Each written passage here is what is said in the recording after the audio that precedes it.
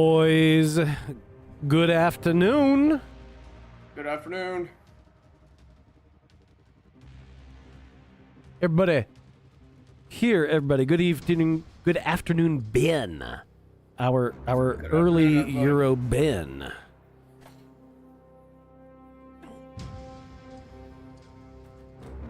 Oh, Ant, can you throw me your code real quick for Yes. Yes, let me actually get in the game here. Haunt, good afternoon. Here, wait, I'll just send you mine. I'll send you mine real quick. Okay. You're frothing at the mouth to get on this game. Oh, yeah, no, I dude. want to do it. Yeah, no, I want to go maim some shit. Yeah. All right. I'm geared. Okay.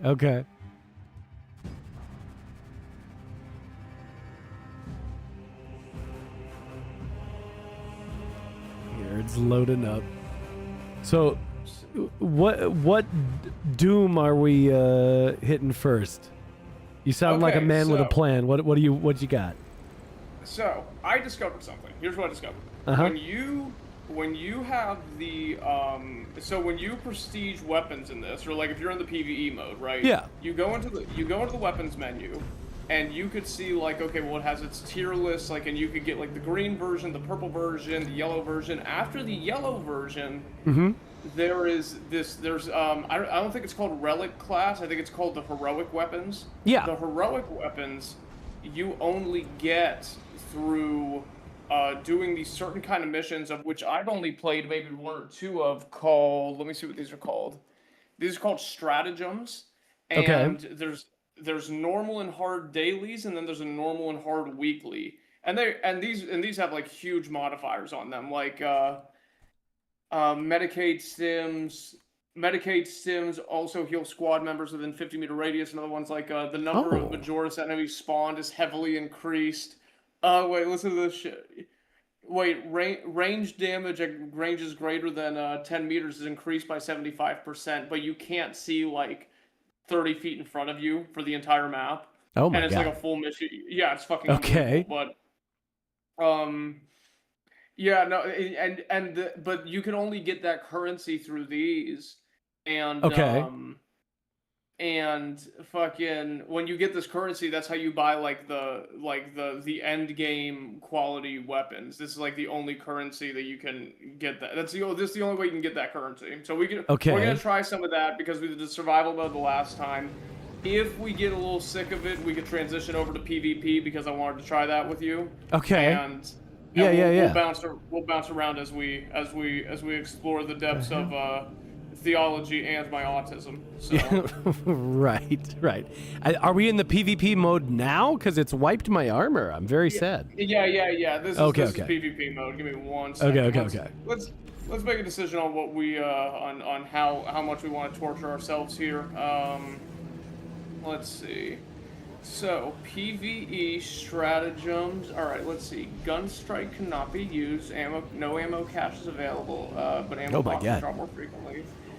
Ammo reserve is double. No Medicaid stims are available, but every squad member starts the mission. No Medicaid stims available, but every squad member starts the mission with 10 stims. Fuck. Let me see. What's a fun one?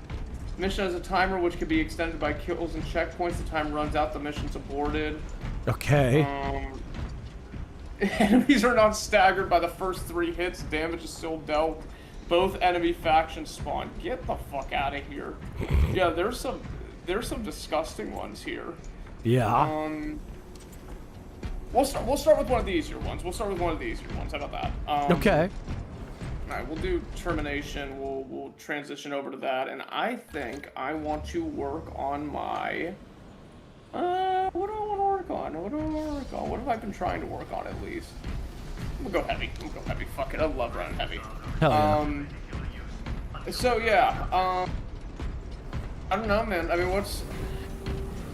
Well, I guess the big question of the week has got to be the big philosophical religious question of the week. Like without a doubt, cat girl aliens.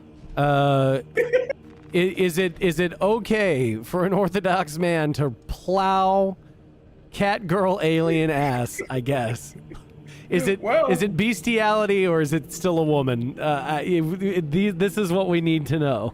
Well, if it was okay, more Groypers would be Orthodox. Well, okay, no. I'm joking, We're I'm talking joking, Frogs. actual. Don't attack me, Frogs. No. Right? Yeah. Oh my God. Ben needs to know if you've got the chat where you can see it because I can't. I don't. Because you know what? I'm on my You know what? How if I watch your stream? Mm-hmm. Where can I watch your stream to where I could see everybody talking? On okay. any of the. Yeah. So the chat is on screen in stream. Okay. So if you've Alright, got that set aside somewhere, you are totally able to see everybody. Except Twitter, because the Twitter chat does not play nice with any software that does so anything. I'm gonna put this on my phone, make it bigger, and maybe I can zoom in on. Maybe I could zoom in on the chat here. Let's see. I don't know. Come on, buddy. We can do it. I will check it as I see it. Bless. Let me see. Yeah. Tagging it. Forward my plea, you coward. Let me see. Yeah. Consorting with any Xenos is heresy. I understand, but Xenos is heresy. Exactly. So are you keeping livestock? I mean, the whole universe belongs to mankind. So does it matter that it's from another planet? I don't know. I mean, like, at the very least, I had assumed it would be bestiality, and that's probably no good. My position on this generally would shift towards, I don't think there's intelligent sentient life out there. But like, if somebody looks at me and says, "Hey, listen, we found the Earth-like planet and we found blue horses on there," and Vosh somehow hears about it, then we're in trouble. Then we're in real trouble. This is also simply correct. Yeah. Well, the whole thing is converging quite nicely because you remember that Father Seraphim Rose, priest I was telling you about, right? Yeah. Who is now canonized, right? Was that what I saw? The investigation opened up for him to get canonized. Okay. So that's great news, and he spoke, and there's certain corners of orthodoxy, especially within the academic institutions that are heavily left tilting, and because wait, I think I gotta pick a different class because this guy wants to be the fly boy. Let me go fix something. So yeah, but he spoke a lot on when I had to explain to somebody why he was getting so popular. I told them because he was commenting heavily on the issues of that time being, well, it was around that time it was the sexual revolution and it was and it was aliens and it was like the psychedelic drug craze, the hippie movement, the anti-Vietnam movement. This was kind of the world he was participating in, and at the same time, there was orthodoxy was growing from the Greeks, kind of outward. While the Russian Orthodox mission, which he was a part of, was trying to make something a little more authentically American, which, as a Greek, I will admit they've done a better job of that over the past 50 years than we have. Greeks would be excellent space marines, because not only are we xenophobic, but we came up with the word xeno. True. It's actually a slur in our culture. Perfect. Because when we say xeno, when we say xeno, it means outsider. It means somebody that's not Greek. Or when we say varvaros, it means like barbarian. It's somebody. So the problem is that the Greek Orthodox Church back in the 60s and 70s wanted to keep things authentically Greek, but they thought that the way to speaking to the American people was inheriting elements of Protestantism, like, oh well, we're gonna add organs and women choirs, and we're going to add pews are an absolute no-no. A lot of people don't know that. That is pews are a super westernized infiltration. And you got to remember, you know, coming into a country that was so heavily influenced by Protestantism and Catholicism. Sure. You know, we were already kind of dealing with their suggestions, so to speak, since the time of the fall of the Byzantine Empire, implicated in the idea of, like, seminaries, for example. Like, the idea of a seminary has not existed beyond the past 300 years. Okay. Because prior to that, you know, it was, you go to you go to universities to learn theology. It was always understood that you go to learn the history of the church, the beliefs of the church, and then once you're through that program, everybody knew that, well, you only learn on the job when you're a priest or whatnot. And what happened is the Venetians, who are kind of the source of everybody's problems in Christianity, eventually came into Greece. Pending the false union between the Catholics and the Orthodox prior to the fall of the empire, and they introduced the idea of, well, here's the seminaries, here's the scholastic theology, instead of all that BS mysticism you people do in your monasteries with your long beards. Right. And you know, this spirit has. It's funny because this spirit has been something that we've been dealing with since. Well, I mean, since even Greece has reformed as a country, because we've had such a strange, long history. Just it's been like we tried to reunite with the Catholic Church because we were afraid we were going to get steamrolled by the Turks, and because we rejoined with the Catholic Church, we did end up getting steamrolled by the Turks. Right. Or at least that's what a lot. Yeah. That does seem like the lesson is. You know, if you compromise, that is also death, right? Like I think there's, if you've got the truth, and your whole job is safeguarding and putting forward the truth, and then you decide not to do that for the sake of something, well, nope, you played yourself every fucking time, and it's the hardest way to do stuff. And it's super annoying, and there's just no way around it, you know?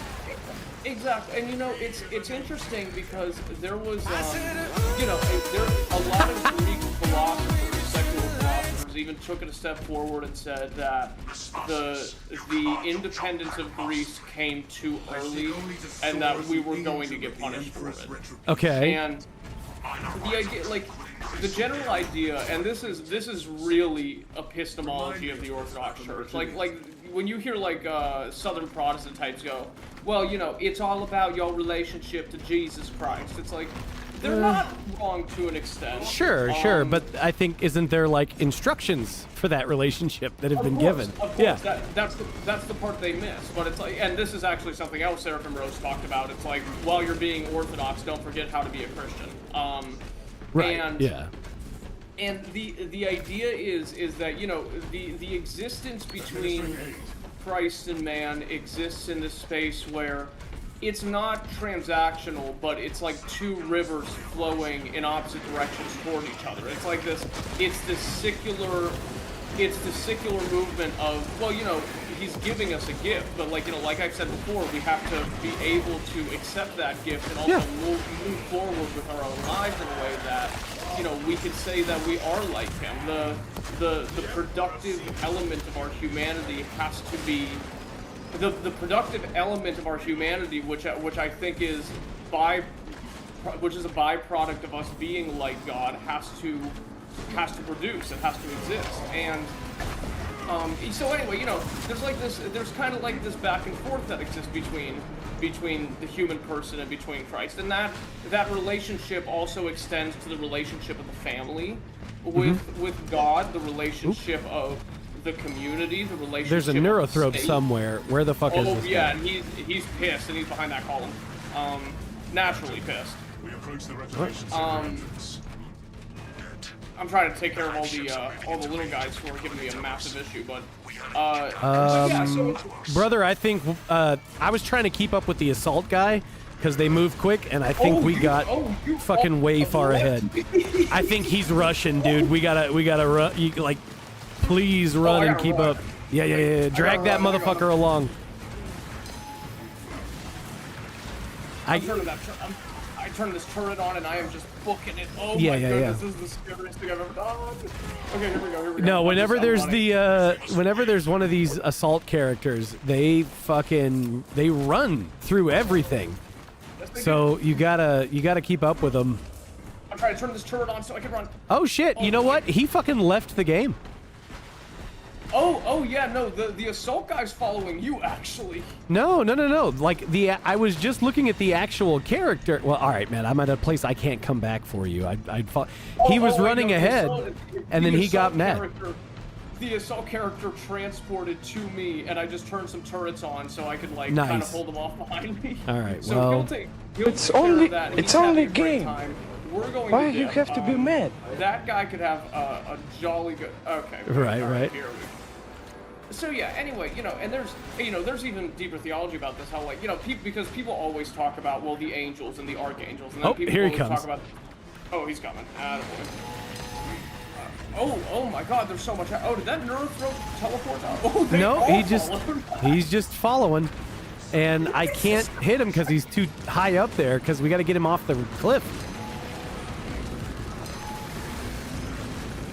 Oh, this is funny. Oh wow, we're having a great time in here. Come on down, boy. Where are you at? Get down here. Alrighty. Where'd he go? Here, He's still up there. Hold on, you're gonna work. Oh, I see him. Wait, yeah, he's up there. He's just being pissy. If I fire through the wall, nope. Fire through the wall doesn't fly. Here, he's gonna stop this phase of pissing himself in 1 second as soon as he's done here.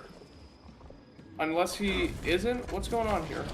I think he may be bugged into the floor. Yeah, I guess so. Yeah, all right, you know what? When somebody's throwing a hissy fit in the corner, you kind of just, move on and do your own That's thing. true. That's true. That's probably for the best. Yeah. Full audio pan is so much more egregious than full volume? I don't know what you mean. All right, so a couple quick catch-ups from chat was Ben asked if we've ever seen the Most Holy Family Monastery, and then he says, never let a Protestant speak for you. They'll foam at the mouth and insist they're on the same side while doing everything they can to destroy orthodoxy. Of course. Holy Family Monastery. So we have about 1,000 monasteries dedicated to the Virgin Mary. It is, I will say, it's more popular in the old world to dedicate churches and monasteries to Christ himself than it is in the United States. I don't think there's any malicious reason for that, but oh wait, I think we got him. Got his ass. Holy shit. Yeah. But yeah, I don't think there's a malicious reason for that. I wouldn't even say certain religions have different views of saints, but different parts of the world have different views of saints. Like Catholics, for example, they do. Here's one big problem I have with the Catholic Church. They have this weird thing with calling Joseph the betrothed, the stepfather of Christ, or the guardian of Christ, whatever you want to call him. Okay. Like what do they call him? They call him like the bane of demons, or like because what they're implicating is that he was like fighting off lust when he was with the Virgin Mary, which is so completely egregious to the tradition of the church. Okay. For the reason that, like, okay, there's a couple good Jesus movies. There's a couple like nice ones, and a lot of them get a lot wrong. But there's one like 6.5-hour one called Jesus of Nazareth. I like to watch it with my family every once in a while because it's just like nice as like a family movie, and it's like 6.5. It's literally 6.5 hours long, and oh wait, I'm trying to get that. Okay, good, we broke it. Yeah, I got him. I went for the stun. All right, there we go.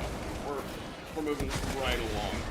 But But yeah, no. So like, but like they'll have like a sexy like 32-year-old Joseph and the Virgin Mary's kind of like 19-ish.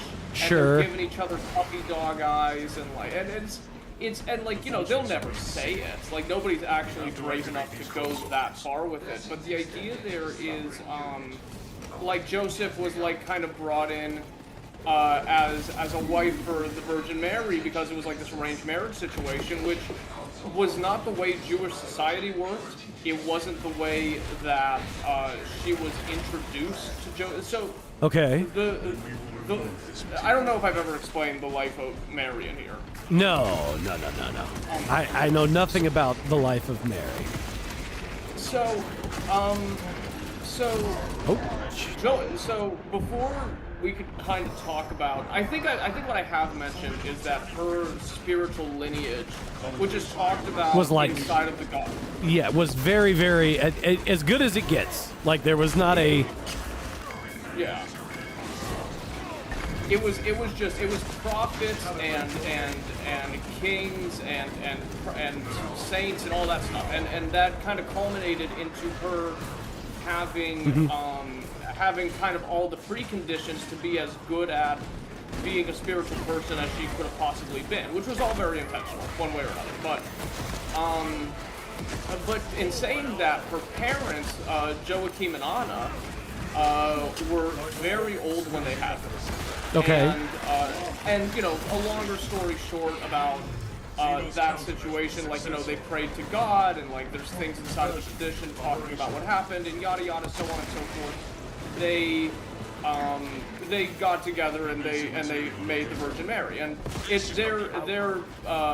that event is seen in the history of the church amongst others as like, well, this is like the perfect example of like a passionless, godly conception situation or whatever. But anyway, so one of the preconditions for them asking God for a child was, well, if you give us one, we'll dedicate her to the temple. And what that means is that there were girls who were dedicated to the temple who were meant to not be raised inside of their own homes, but were meant to be raised by the priest and educated by the Pharisees and the Sadducees.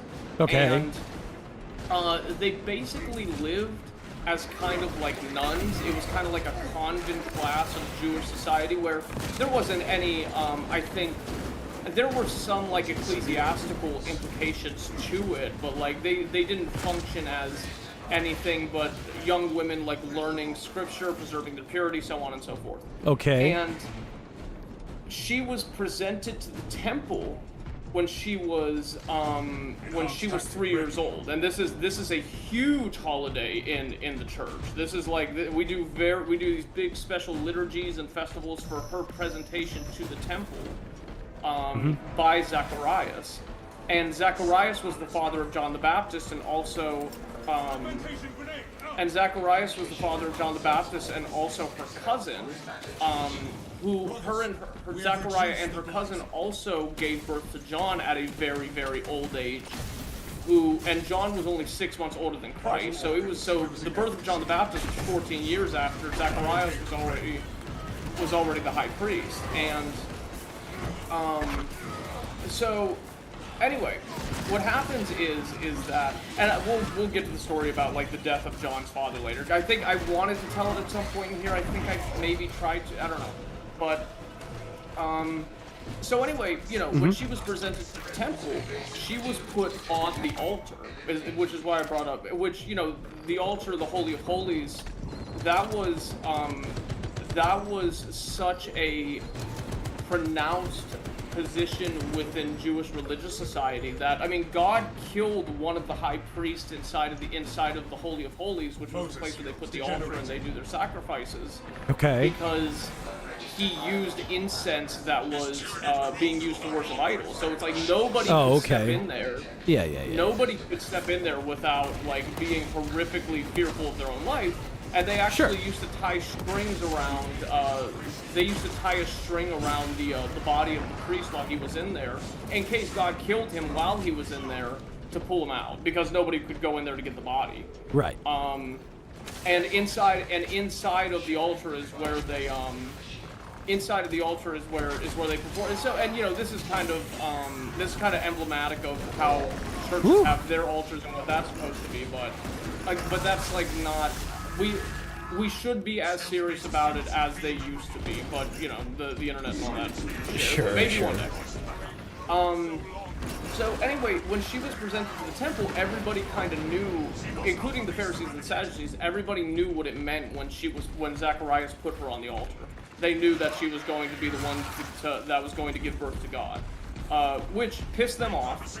Quite promptly, because they knew that the secular reason why they killed Christ, not the secular reason, they killed him because they were evil and so on and so forth, but if you asked them for their reason and they were being candid about it, it was because the cushy system of money flow and also being pronounced as like these thought leaders and the people everybody looked up to.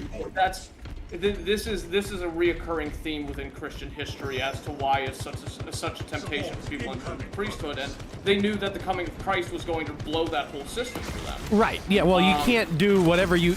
If God shows up, you can't keep doing whatever you've been up to.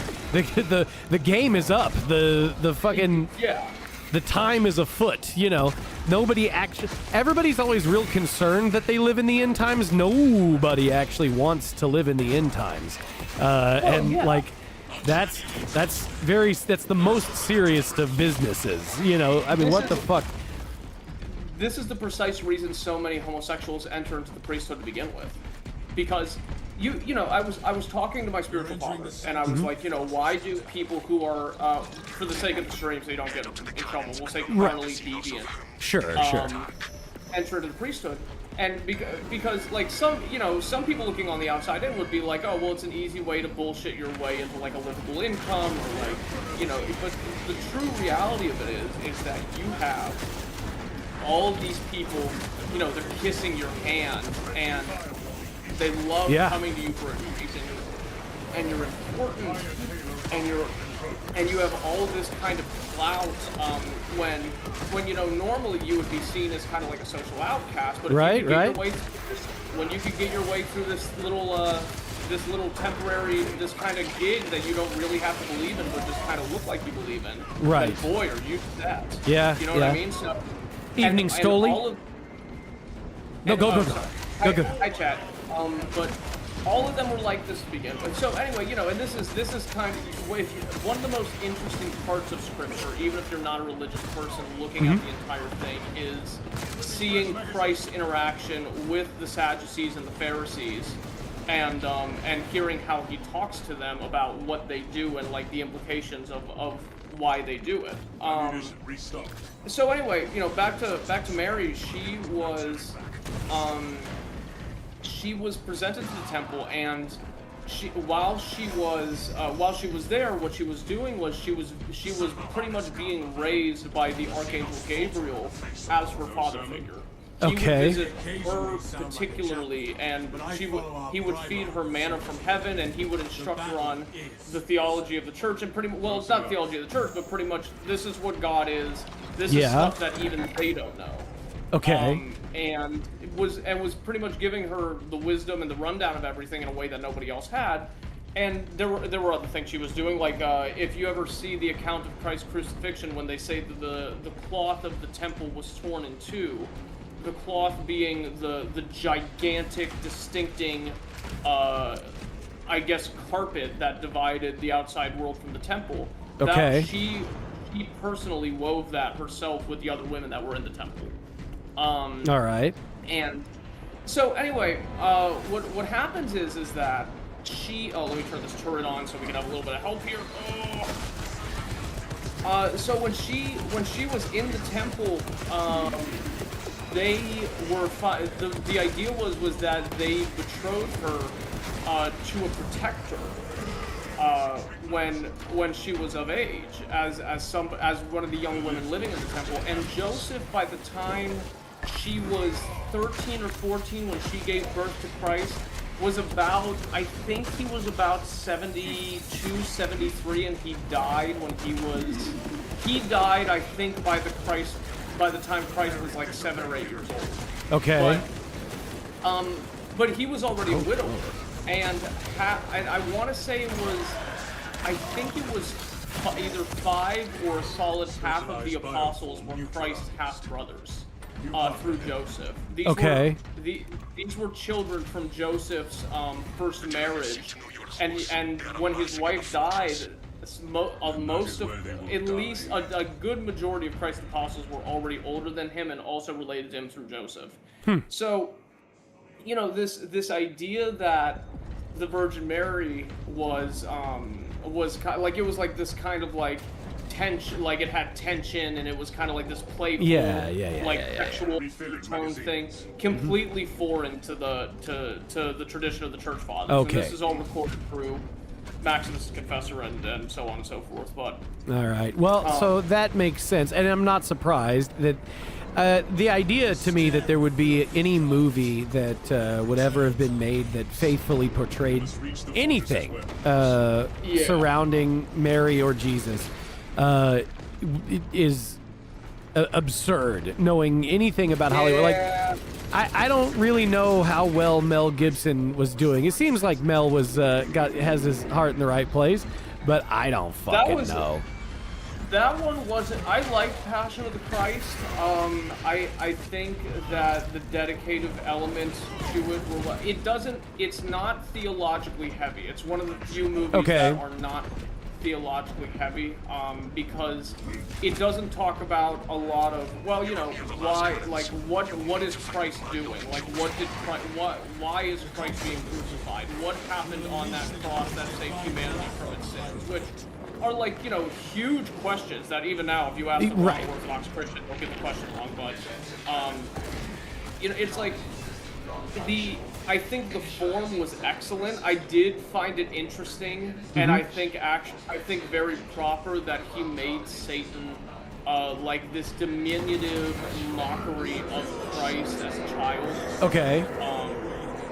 Because what is true, and I think we've talked a little bit about this in conjunction to rituals, is that Satan will consistently, through how he instructs magic, how people interact with hell, will make abominations of sacraments, will make abominations of the Virgin Mary, of Christ, how there's kind of like all these inverse parallels. And no, they perverting things is how they get their job done. The whole point. So they can't even so I like the idea, or rather I like the knowledge that the enemy can't actually destroy anything. Creation is infinite, right? But they can. You can be fooled into turning you on yourself. You can be fooled into hurting yourself. And so that's essentially, that's the goal. That's the only power they have against you is fooling you. So, of course, the ritual looks like a thing that would work if you were a superstitious man. The ritual looks like, the idea of false prophecies. It's not, it's not that the words are wrong necessarily, but it's presented to, like, I bet they couldn't even give true, like, actually false prophecy. I bet they would have to still tell the truth somehow, but say it in a wrong way, just enough so that you're gonna fucking hear it wrong. You're gonna, take the wrong thing from it, but they still have to, like, at some point or another, Satan does have to look at you and say, "Oh no, I'm Satan," right? Like, that's the rules. Like, he's Prince of Lies, but one way or another, it seems like if the method is not revealed, the curse doesn't work. So. Yeah. And this is something I always love telling people as almost kind of like a motivational thing. It's like, you are, as a human being, more powerful. There is more, you have potential in like the classical academic sense. You have potential within you as a being. Right. Because after the war in heaven, again, like I think we talked about like the concept of the gnomic will in conjunction with like celestial bodies. it's like, you know, the angels and the demons made their decision. What they decided to be then was what they were always going to be no matter what. But you, as a human being, you know, if we're talking about in this life, if we're talking about in conjunction with the spiritual life, your job, your finances, who you end up marrying, dude, you can be whoever you want. You can do whatever you want. And it's the coolest thing in the world. And so many people get stuck in kind of this mental box of oh, hang on, I gotta try to come. No, you're good. You're good. You're the one who's supposed to. You gotta live. Oh fuck. He'll be good. Maybe. Come on, you can do it, buddy. Oh, no. Oh no. Does somebody have a rel? Oh, it's all right. Screw it. No. It's all right. We'll be okay. These missions are particularly annoying. That's all right. And plus, we had the fancy, the stratagems, right? Do you get partial credit? That was the stratagem. Okay. That was so that these are considered like end game PvE for this shit. But it's okay. There's no limits on the trying here. It's falling and getting back up as everything else. Oh yes, but, yes. But you know, the idea is like, you know, Satan, the way that he interacts with us is from a place where everybody is competing to try to make us like them in a lot of ways. You know, the idea for Satan is, yeah, sure, believe the lie, like that's fine, but it's something worse than the garden. It's something beyond of, well, I don't just want you to deny God, I want you to hate him. Right. And this is I think this is one of the most prolific things Jordan Peterson, well, maybe the only prolific thing Jordan Peterson ever said, but being that the idea behind people who, I don't know what I'm allowed to say on stream, do bad things in schools. Yeah. That make kids not go to school anymore and or anything else. Yes. Yeah, like, you know, clock out their own ticket or you know, become like kind of these atheistic terrorists. You want to try PvP for a little bit, or? We can. I'll try whatever we got. All right, sweet. We'll just pop in a quick match. Dude, this is all I've been grinding for fucking days. It's so fun. But so yeah, like the idea is that the psychology behind that, or not, like, not even psychology, the place you have to go, the void you have to stare into to do something like that. Yeah. And even lesser things, it can even happen to a person internally, is from a place of, I don't want to want to do this to, because a lot of people say, well, I want to lash out, I want attention, I want all these things. It may be a little bit of that. That may be what you're telling yourself, but the truth is that things are happening in a place where you hate God, you hate the people around you, and what is maybe even what is abstractly representative of God in others, and you want to commit to something that is going to damage that. You want to try to hurt God by taking away yourself and taking away other people, and you want to hurt other people by taking away yourself and other people from, you know, vice versa, whichever way that string ties. And that is the true psychology of demons. That is the true, because when Christ says, well, you know, all sins are forgivable except for blasphemy against the Holy Spirit. Blasphemy against the Holy Spirit in the idea of the church, because there's a whole bunch of abstraction around what that means. It's like some people think it means, well, turning your own TV off, which is like, yeah, sure, it could be that. Yeah. But we still in some ways pray for those people. It could be, but what it truly is going to a place, it is the true definition of a reprobate. And some people worry, like, well, you know, I feel like that's happened to me before, but I was still repentant. I still came back to a place where I was, you know, crying in front of Christ saying, forgive me. And the truth is that if you're still doing that, that didn't happen to you. You didn't commit that sin, if you can still do that. People who move into that place, people who move into that place will just never come back.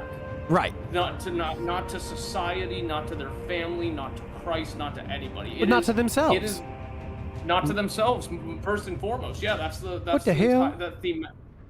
Thematically,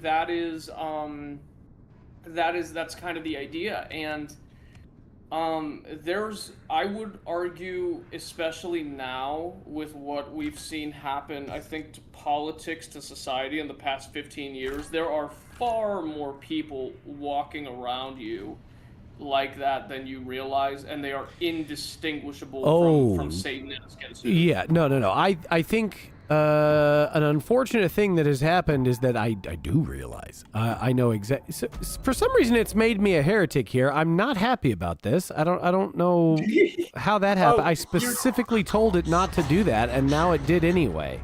Yeah, we're talking about Christianity. I know. This is very rude. Scroll, the dark gods are watching you. It's like, yeah, well, they are.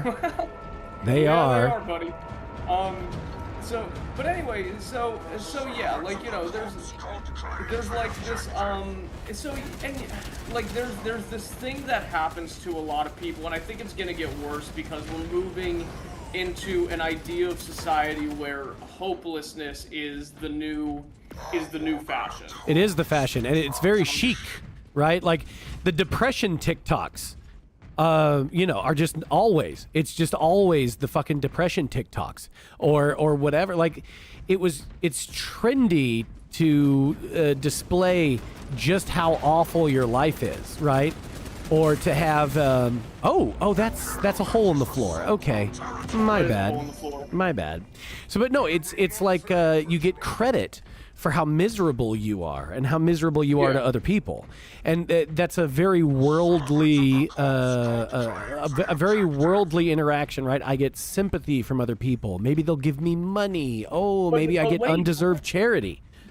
Here's the thing, though. The kind we're seeing now, I would argue, is very new.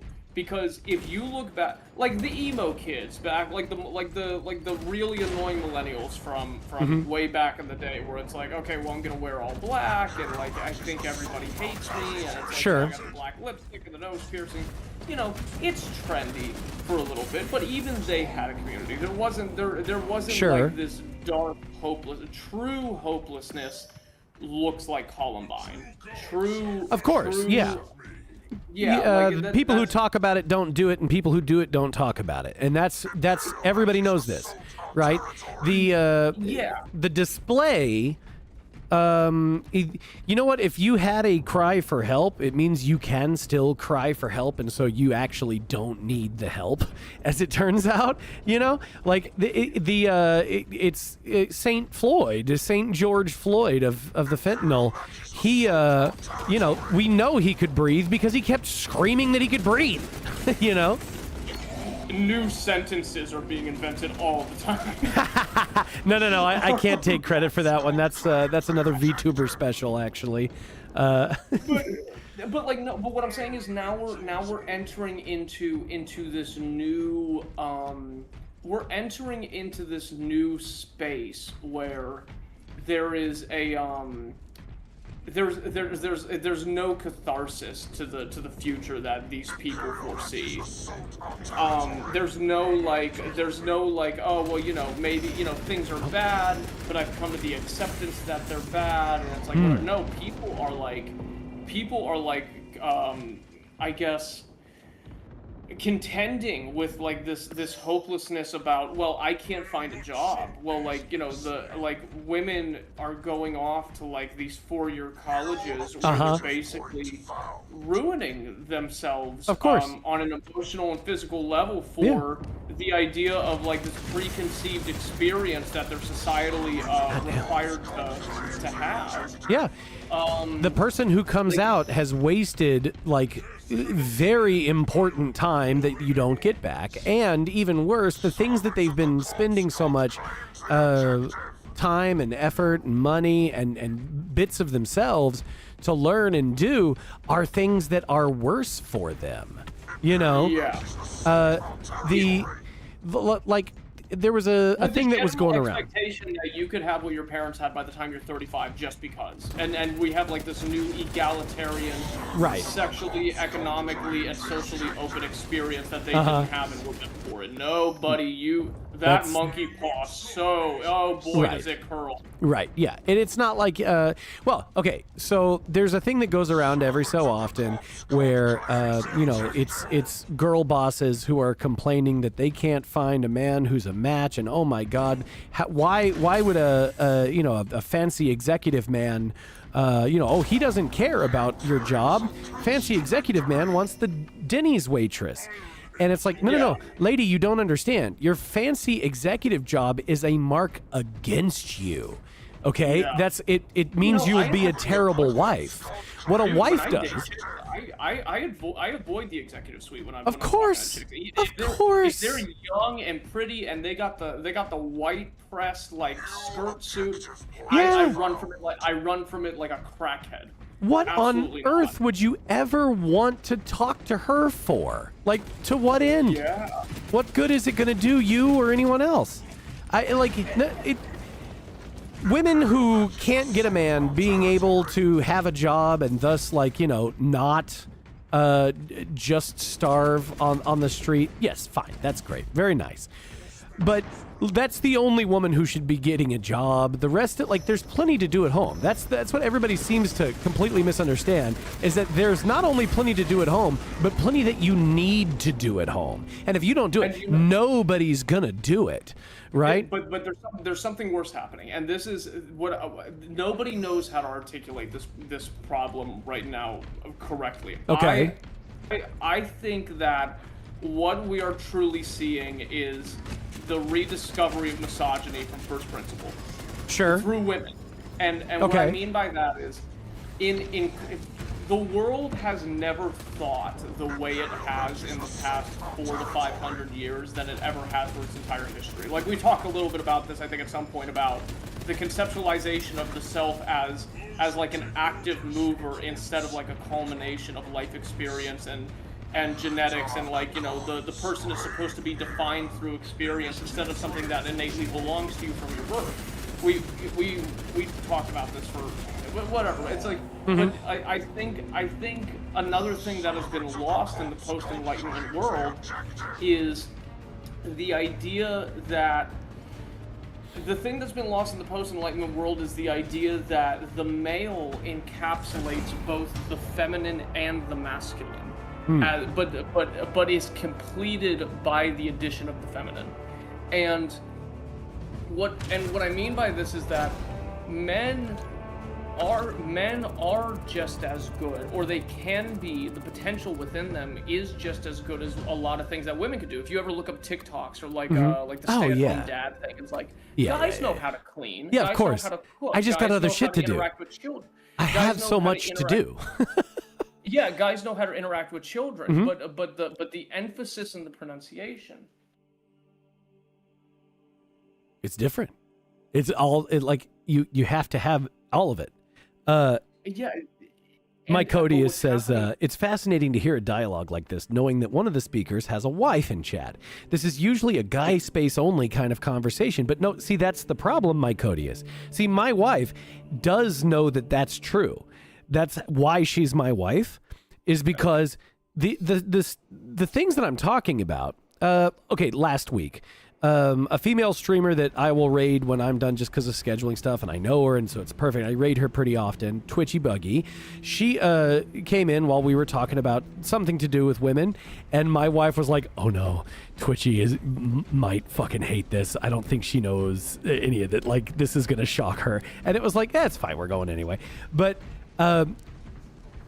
my wife does know that these things are the case, and it wouldn't be possible for us to be together if she didn't. Because it's not like I'm not saying things to be mean. None of this is actually mean. The thing of it is, the people have sold women a false bill of goods about what pursuits, because can they do it? Sure, you can do it.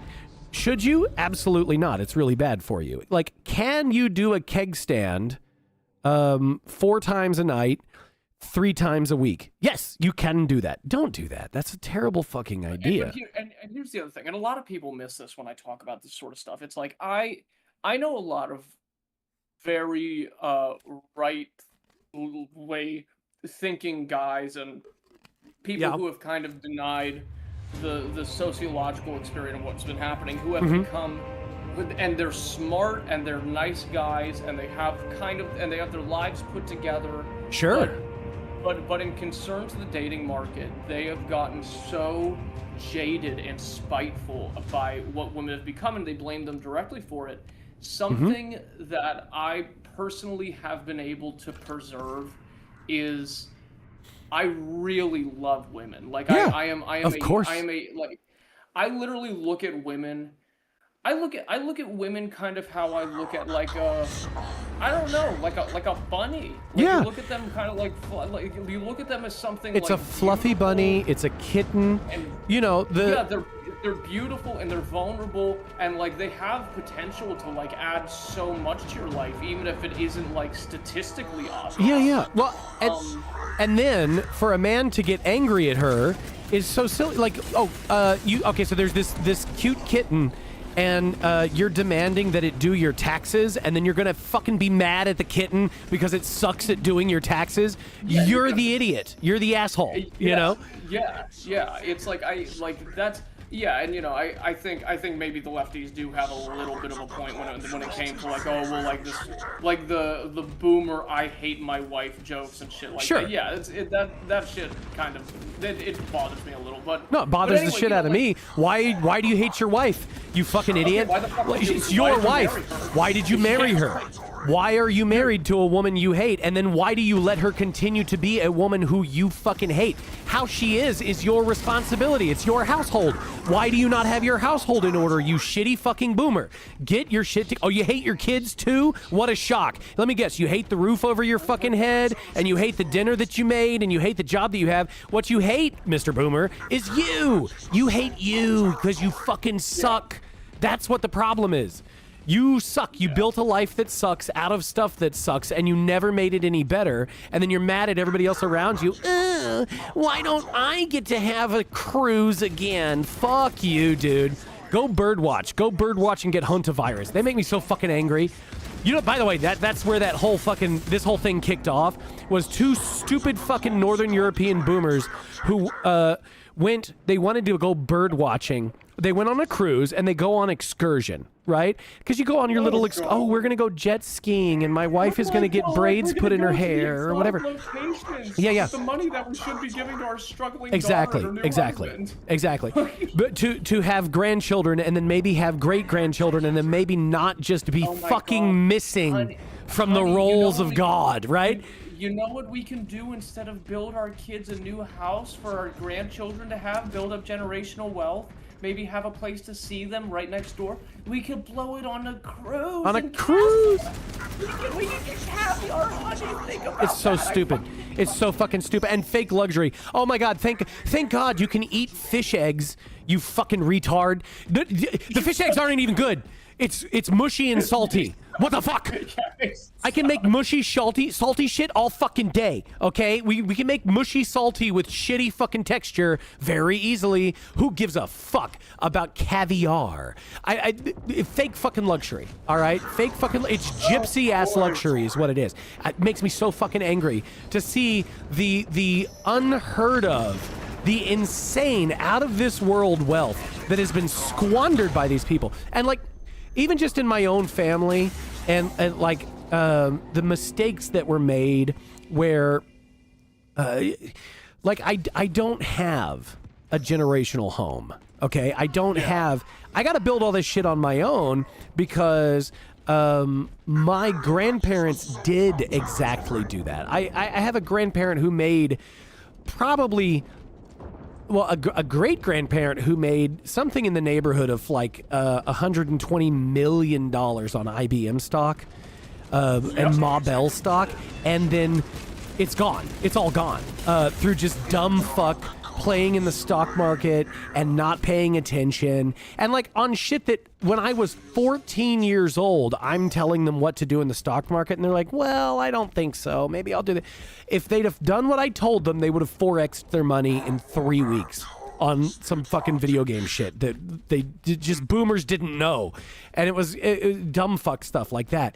But like, and it's all gone, and when they died, the house got sold and split up between those siblings, and so that's gone, because it's not like they then reinvested that intellectually and all that, Well, yes, Ben, I'm referring to it as Ma Bell because it was Ma Bell stock. That's what it was. It was not AT&T at the time. It was Ma Bell. So that's what they've actually got. But the point is, the point is, like, it would have been so fucking easy to not do that. If any of them had followed any of the fucking instructions, even a little, that would not have happened. They like. Oh, dude, doesn't the idea of the waste of the past 80 years of generational dumbassery piss you off? It's insane. It's beyond the pale. It is unforgivable on Earth and beyond the pale. There's just no excuse for it in any situation. I can't imagine anyone being able to craft, like in chat, I think, was it Ben? But somebody had just said, like, well, nobody's ever had to contend with TV or radio before, and, nobody knew what to do with that. And that's true. But you know what they did know what to do with is to follow the fucking instructions. Well, guess what? Wait. That's not even fair. Because, nobody knew what to do with TV and radio. Guess what? What are we gonna do in the next 30 years? Are we gonna look and say, nobody knew what to do with TikTok? Yeah, and they didn't. But that's not an excuse. That does not excuse what happened. The people who got Darwin awarded by the television, genetically almost deserved it. Yeah, well, no, because unfortunately they do. Like, that's, I stand on the idea that whatever happens is actually what you deserved, because this infinite expanse of the universe, driven by apparently the all-powerful, all-knowing, and omnipotent. You're gonna tell me that whatever happened was wrong? No, it's right. What happened is right by virtue of the fact that it happened. And so if you're going to tell me the universe is wrong. Let's go completely secular.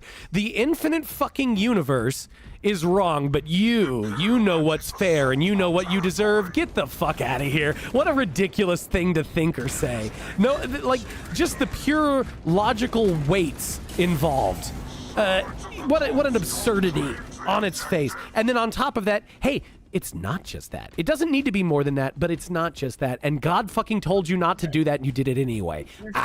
Here's what happens, too. It's like, okay, there's two preconditions. God is real or God isn't real. Sure. If God is real, whatever happened to you is either for the good of your own salvation, and you needed that suffering, or it was directly your own fault, and you have nobody to blame but yourself.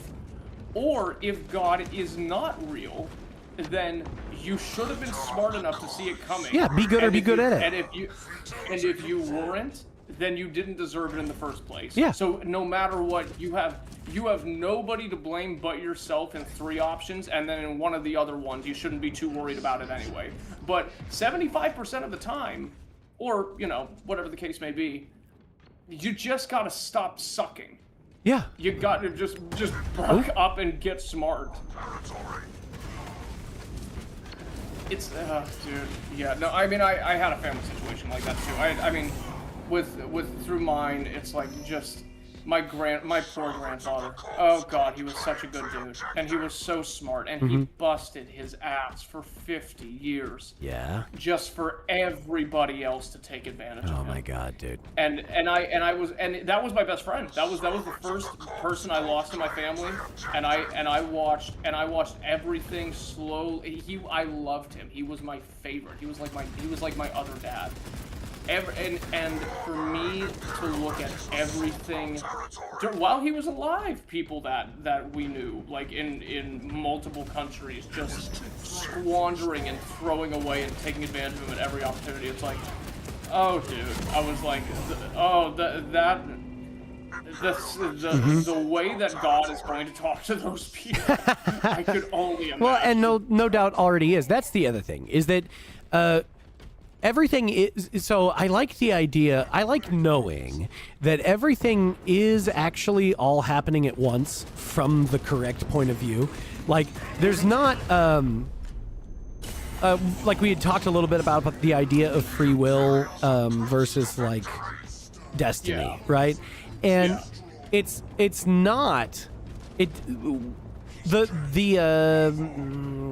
conundrum with free will versus destiny completely disappears once you start thinking sixth dimensionally.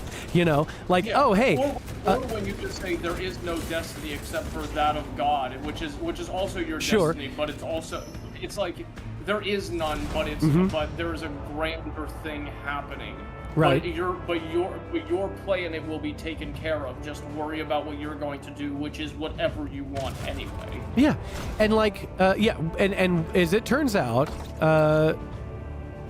if once you're outside of time, once everything's happening all at the same time, and you can actually just see every slice of an instant across all of creation everywhere at once, hey, then it's not mysterious. Right? Like, it's not a question. Like, yes, have your free will, make your choices, and that was always how it was going to go. It's yes and. It's not or but. It's yes and. Like, yes, you have your free will, use your free will. Yeah. And if everything happens right now and never at all, then that's fine. Right? Yeah. So, but I don't know. It's still... I can't fucking stand here materially on Earth with my feet on the ground, watching people like I get so unreasonably angry about people not following the fucking instructions. Okay, like there are instructions. Hey, here's your IKEA furniture. People complain about being able to put together IKEA furniture, and dude, the instructions are they do. The instructions are right there, and there's no I can't make it any easier. I can't make it any simpler. It's step by step. You motherfucker. What are we gonna do with you? I can't. What do you want? You want half a step at a time? That won't make any sense. You know, and. Do you remember what I told you about when Christ went into Jerusalem and the kids were coming up to him and the apostles, and he said, "Let the little children come unto me, for such is the kingdom of heaven." What he meant was so. I mean, yes, like we use that for like we baptize babies and stuff like that and whatever. Sure. We love pure, but the larger point of what he was saying is that the path to God is one that's led by sincerity. If you are sincere, if you just, because like, listen, God knows we're going to trip up. Sinfulness, right. Christ said, forgive unto 70 times 7. If you are moving with any degree of care towards the love of God, you're never going to reach the bottom of the well of His mercy. It's not infinite. It's not because a lot of it really isn't. It's like people always say, well, we in the liturgy, like we say, your great and rich mercy, like as a loving God who loves mankind. We say these things while we're doing our services, whatever. We never say infinite. Okay. because God eventually will look at somebody who keeps pushing him off and off and off and off and off, and say, "All right, buddy." Okay, he'll just say, "Okay, go do whatever you want. I love you enough to where you can. If you hate me that much, have at it. Whatever you are on your way, whatever you're doing." And that's not to say that God won't let you mess yourself up in certain ways out of love so you can learn something. That is to say that there are people who have not reached the bottom of the well in the way that he. What I'm saying is that when you get to your judgment and you wonder why good things happen to bad people, the problem of evil, all these sorts of things, God's going to look at you as somebody who tried to move through life in a sincere and loving way. It's like, I love people. People piss me off, but I did my best to love them, and I tried to go to church, and I tried to do all that, and you kind of give it a little bit of oomph. God's gonna say, your personal sins, I understand what happened to you. I understand the preconditions of your life.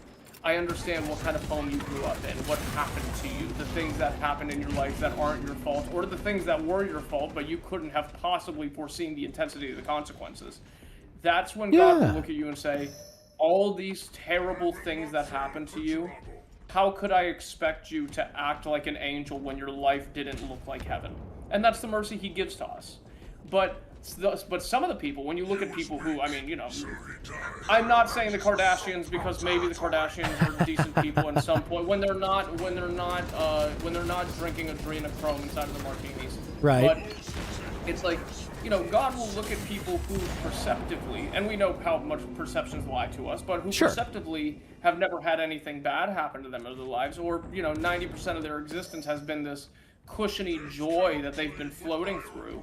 He's going to look at those people and say, well, I mean, what excuse could I possibly give you? How could I justify my decision to let you into my kingdom when you had everything you could have possibly wanted and didn't give me a singular thought, or give anybody around me a singular thought? I mean, God looks at people at the Last Judgment in Revelation and says, he doesn't say, what he says is that to the goats on the left and to the lambs on the right, he looks at the goats and says, where were you when I was naked? Where were you when I was hungry? Where were you when I was in prison? And he looks at the lambs and said, you fed me, you clothed me, you visited me, you attended to me when I was sick. This, thematically, if you want to live a good life, just even if you're not into the woo-woo religious stuff that I'm in, try to approximately act like Clark Kent in one of those movies you've seen. Just love people and move with sincerity, and understand that within you have an innate sense for good and evil. And just attend to that like it matters kind of generally.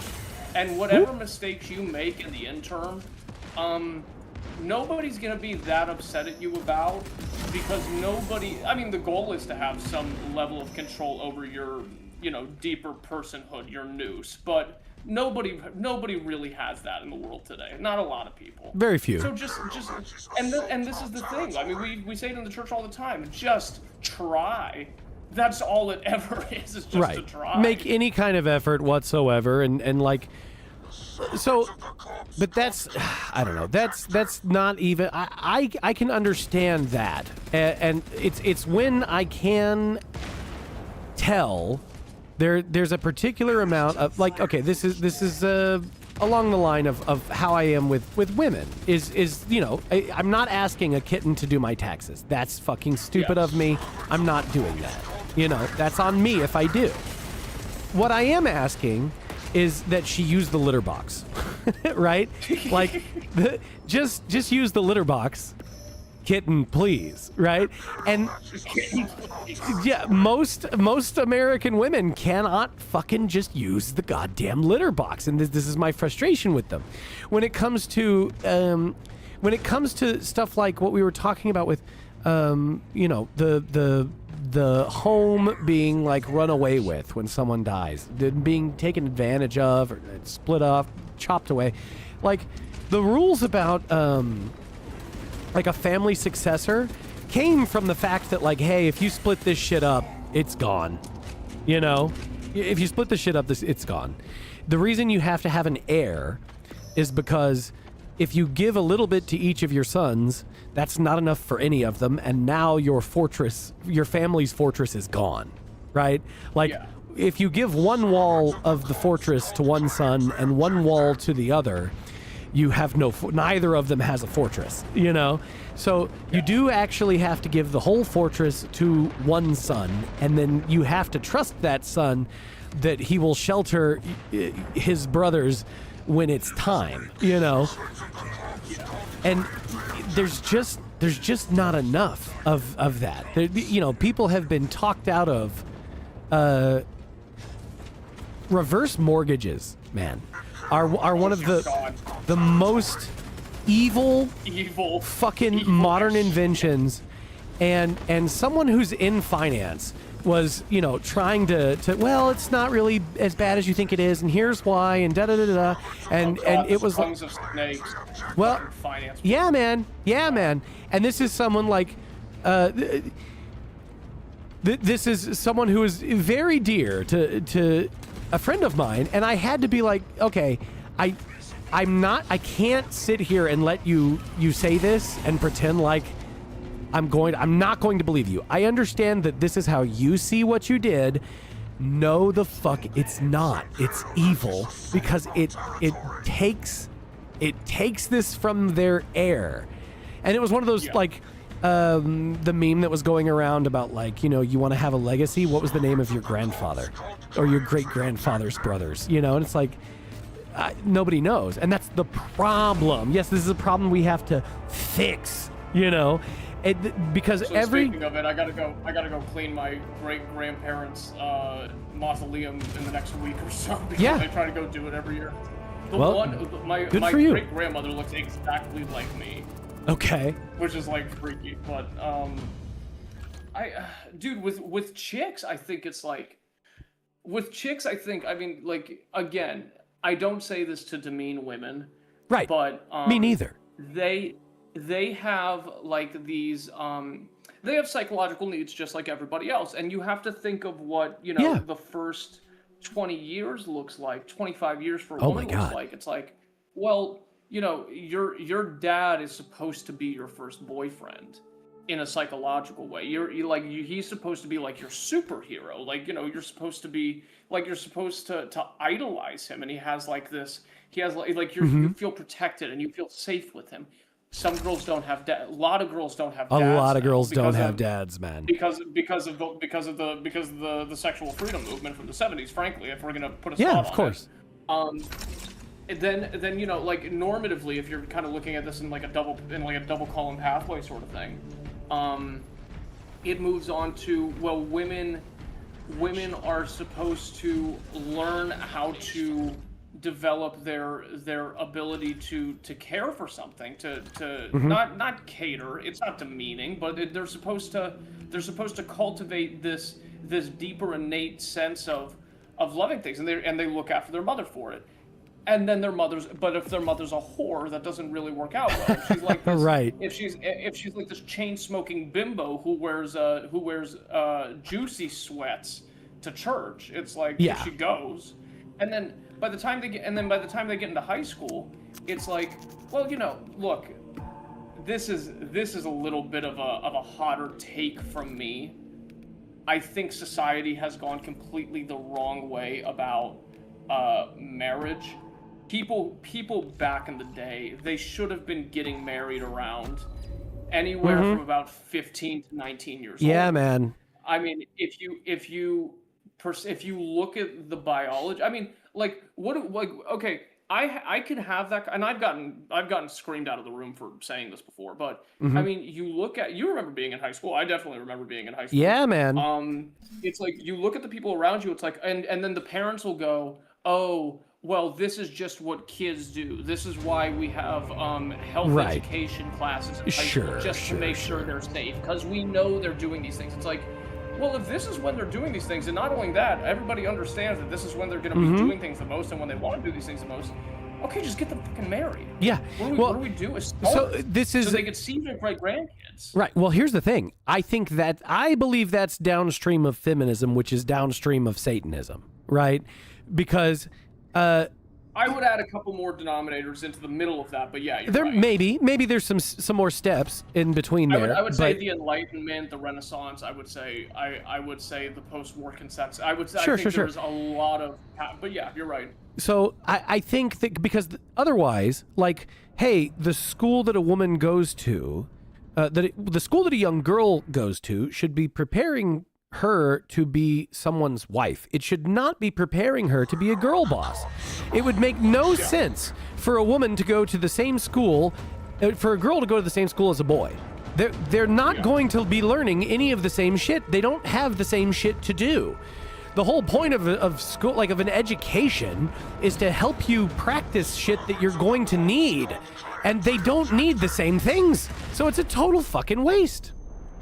Yeah, big time. And even worse than a waste, it's a specific detriment. They learn the wrong things. They are getting worse by virtue of being there. You know, that's crazy to do. Yeah, I mean, dude, and I think everybody knows. I feel like everybody knows this shit. Of course they do. But nobody. It's again. I think it's Pharisees. I think it's again like, yeah, everybody knows this. But like, nobody really wants to solve the problem for selfish reasons. I mean, you know, if you're under the age of 35, why would you call out these systemic issues if you get to go screw around with the local baristas and outside in your New York apartment, right? And get to take advantage of the larger city. So, you know, and the other problem, I think this may be and. So that, I think, is actually solved in a way that most folks don't like. And I don't know what the actual... At what point did men stop taking multiple wives, biblically? Because I know that there was a time that was like, oh, hey, no, you rule, so you should have multiple wives. And dudes who didn't, like, shouldn't. Like...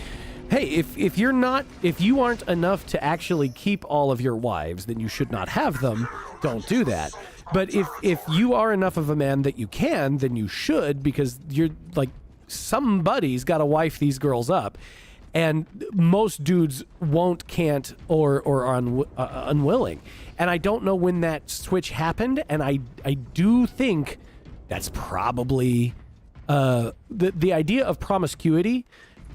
Kind of quails if you've got like, oh hey, no, you do want to be able to have 12 different women. You think you can handle 12 different women? Okay, well, here's how you do that, you know, and it can still be a dedicated thing instead of a. So I don't know when that was.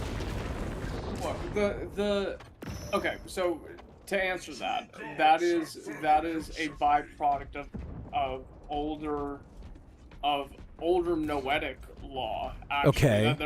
And so like, you know, there are elements that persist of that within Scripture out of necessity, but the intention was, I mean, like, you could even look at Adam and Eve. It's like God didn't make Adam and Eve, Jennifer, Lola, and yeah, you know what I mean. So you know, not to. I mean, I think your point has like contemporary application, but I think the other super uncomfortable truth is that a lot of what women do is downstream of men, and sure, like, I'll tell you this from personal experience.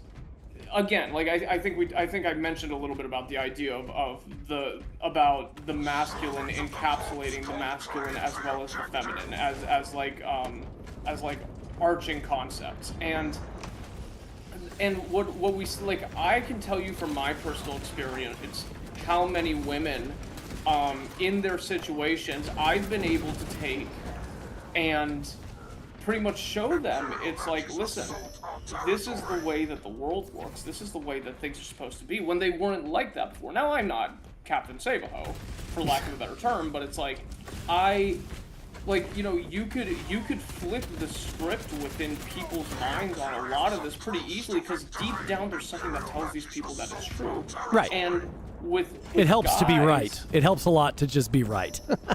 Well, it helps to rewrite, but I'm one of those guys that never shuts the fuck up, so people get kind of sick of my voice. But the other part of it is, like, you know, like, a lot of this now is, okay, think about it this way. This is a weird place to take the conversation, but I think men allowing themselves to become feminized in a lot of ways has led directly to feminism and the masculinization of women in some ways, because what men do will either be represented by an inverse or, well, obviously it'll be represented by an inverse or a copy of the changing behavior. Women will not remain static in an environment when men change. That's one for sure variable that I could say pretty comfortably.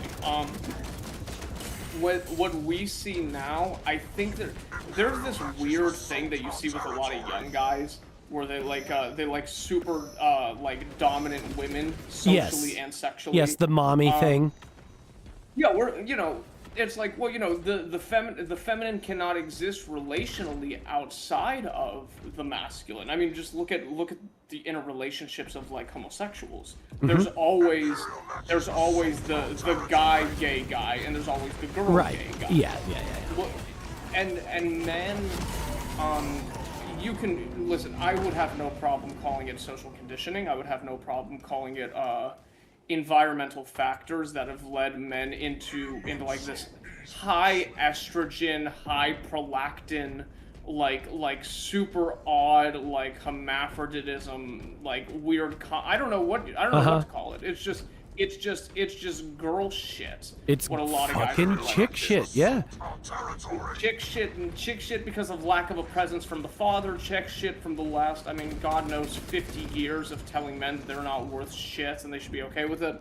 But regardless, I mean, you see the byproducts of those results existing now, and women have. I don't think have responded by means of the feminist movement, but I think have attached themselves so well to the feminist movement in modern stages because the idea of feminizing men has been completed, where they want to replace the role now. Okay. I don't know. I'm not articulating this particularly well. I remember being young. It's like, younger than I am now. It's like, listening when I was like 17, 18 to like guys saying like, oh, well, my mom still does my laundry. It's like, oh, well, my parents, my parents sent me off like on basically like this scotch-free vacation to a 4-year college where I get to do whatever I want and just kind of pass by on some bullshit degree program. It's like, right. That nobody needs. A degree that nobody needs. That won't help anyone. Let's be very candid about this. I mean, guys and girls go to college to pretty much hook up. Out their burn out their sexual availability and like, start. It's networking. Oh, well, it's exploring myself. It's like, oh, shit. Give me a break. Give me a break. It's like, and basically, like, I think society has done equal harm to women by overstimulating their reward centers with abstractly the right things coming from very, very wrong places, and has completely hated men in the worst way by not letting them become men. I mean, you see it now. I mean, the economic conversation that we can't help but to have every 5 minutes. Right. Who has a job right now? Who has a job that they could support anything greater than a 1-bedroom apartment that they're renting out with like 3 other dudes? Yeah. How does that make you feel? I would feel like the biggest bitch on the face of the planet. And the worst part is, like, you could justify it by saying, well, it's not my fault. Well, I mean, in a lot of ways it isn't, but it's like, that doesn't change the conditions. Right. It still sucks having people pushed into this wall where they can't figure it out and get out on the other side feeling some degree of dignity. It's a dignity problem. So, I mean, they've successfully made everything a company town, is what it is. Yeah. The reason you can't afford a more than a 1-bedroom is because it's a cell. It's not your apartment. It's your cell, and that's on purpose. Yeah. Because the thing is, there's this whole like series in my head of like, here's the series of events, right? So you have to move out of your parents' home to be an adult, right? But the thing is, unless you're Southern European.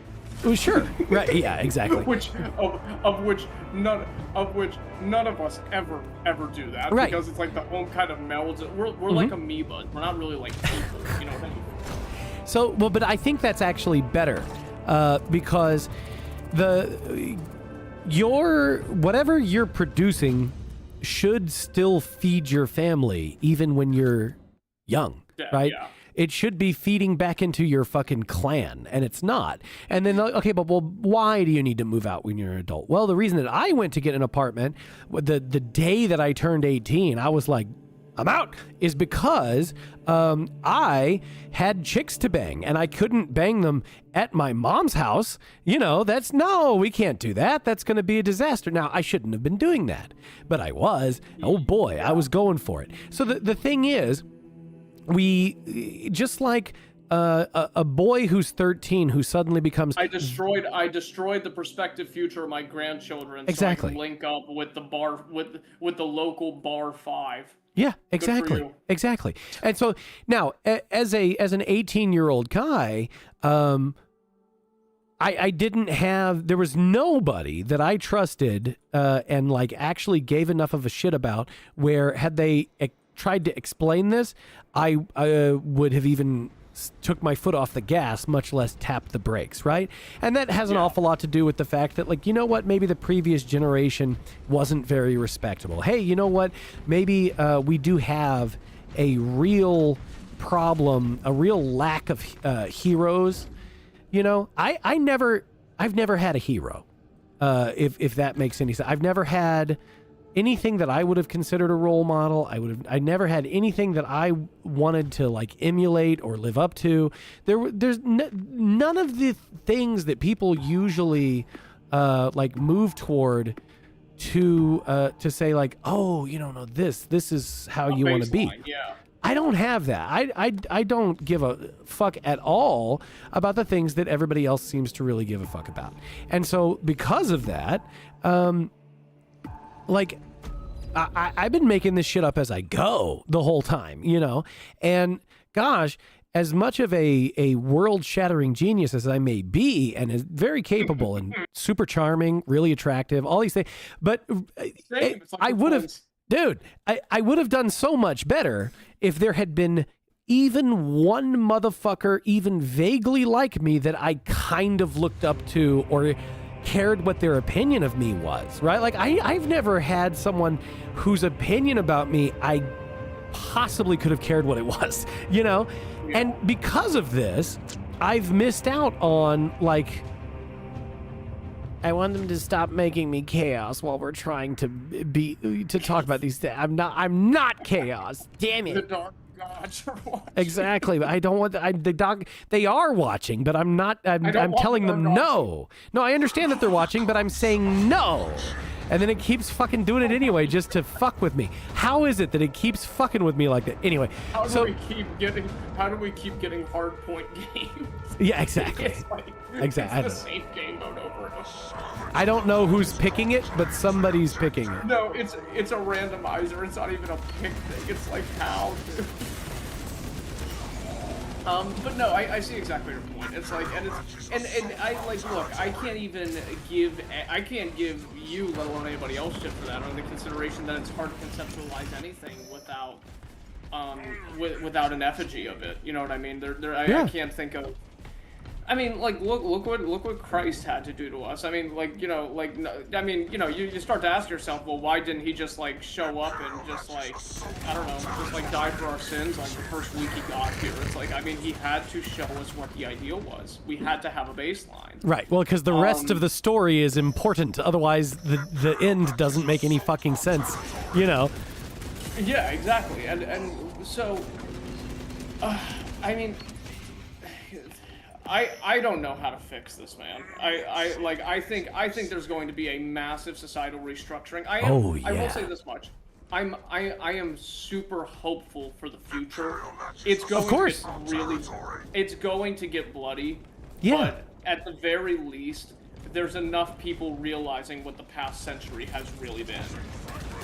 There was somebody who was talking about Detroit the other day. And they were like, accelerationism doesn't work, and Detroit is the proof that it doesn't work. See, they've had all the stuff go wrong, and it never got better, and it was like, no, you idiot, it hasn't got better yet, because they haven't made it through. The point of accelerationism is that if we can speed this shit up, the ground, it needs to be ashes. It's not even me saying that it needs to burn to the ground. It's looking around, understanding that it is going to burn to the ground. That this is not sustainable, it's not savable, it will burn to the ground. Since it's going to burn to the ground, and I can't stop it from burning to the ground, what I should probably do sooner rather than later is, try and hit the fucking gas and get through the burning part as fast as possible. Or at least make people feel the heat on fire. I mean, we're still in that process, I guess. But. Yeah, and so the thing that they don't realize is that no, you're still on the way down. They think Detroit hit rock bottom. No. It's still collapsing, dude. It's not actually the kind of violence and bloodshed and absolute lack of safety that it really will be. They don't understand what the natural state of humanity is insofar as like they don't understand any zombie story ever, right? Like the whole point of the zombie stories is not that, oh, we're the real monsters after all. No. The point of zombie stories is that there's no such thing as safe. There is safer, but you're never safe. It's not, you don't actually get to go to sleep at night and rest your head and be comfortable. Never. Not once. Ever. And that's what you actually... I'm shocked at how fragile this society is, but still kept pushing somehow. I don't know what the CIA is doing, but dude, it's either Jesus Christ, DARPA, like whatever is holding this together. This can't go on much longer. No, of course not. Somebody in chat says, I wonder how many policies enacted are by communist accelerationists. Sir, I'm going to say all of them. The answer is all of them. If there is a policy and that policy gets enacted, it can only happen with the help of other communist accelerationists. It does not occur without them, and only the ones they like go through. And it's really easy to know because just look at the ones that go through, and you know how anytime there's a political thing that you're excited about, and you're like, wow, this will really get them this time, and then somehow it's always turned on its head and fucked with you. Yeah, that's because it was always going to be turned on its head and fuck with you, and that's why they let it get as far as it did. There's not a fight happening over there. They're all your enemy. My Cody, they're all your enemy. What does the monkey paw do? It only curls. Motherfucker. It only curls. It never goes the other way. It never, ever, not one time, has the paw opened back up. That's not what it does.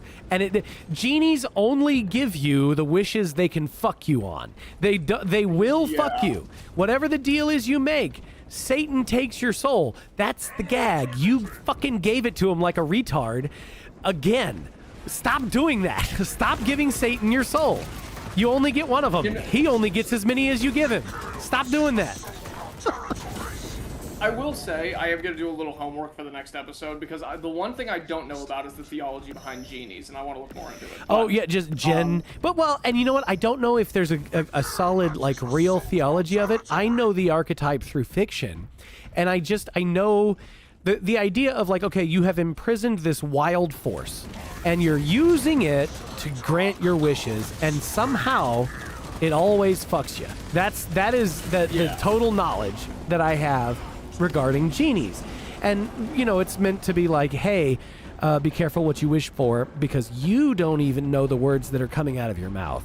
I'm sure they were. I'm sure they were real in some capacity. I'm talking mostly about. Oh wait, can you still hear me? Yeah, I hear you. Oh, okay, good. My game crashed. Oh no. No, that's okay. No, I don't know why. That's actually the first time I ever crashed. Huh. We got two based. We got two based. But anyway, the idea is thing's not responding. But yeah, no, like the thing with like the lamp and like I'm sure that has some connection to pre-Islamic Arab paganism, the Arab world, like the Kaaba itself, that was a pagan temple prior to Muhammad and prior to the Umayyad Caliphate. But whatever the case may be, it's like, look, you know who really annoys me? You ever see that Professor Wong guy that's floating around who doesn't even have a teaching role? Have you seen this guy? The name sounds familiar. I don't know why. I don't know who this is in any meaningful way. he's the guy that kind of talks like this, and he's Asian, and he has like this, and people think he's like smart because he has the Chinese persuasion and the glasses, and he talks really fast and like certain of himself, like every single Chinese person does. Does he do? Does he do like the whiteboard? Is that who that is? Is that who I'm thinking of? Yeah, it's the whiteboard. He's the whiteboard guy. Okay. Yeah. See, I don't know any of these fuckers' names. I don't bother learning their names because I just go, oh, Chinese whiteboard guy. Yeah. I don't give a fuck what his name is. I'm never gonna look him up. You know? He's this new like socio-political thought leader, and he has like these boilerplate theories about the future of America and economics and bullshit. And he keeps like harping. He's the new guy that's harping on the idea of a civil war. My perspective on the Second American Civil War is that, I think 75% of the casualties will be suicide. It's like without a doubt. That's my. Jesus Christ. No, that's way better. Like that's just tactically way better. That's this is the red button, blue button thing again. I do hope they make it easy. I hope they make it easy for those of us who are gonna fucking handle business.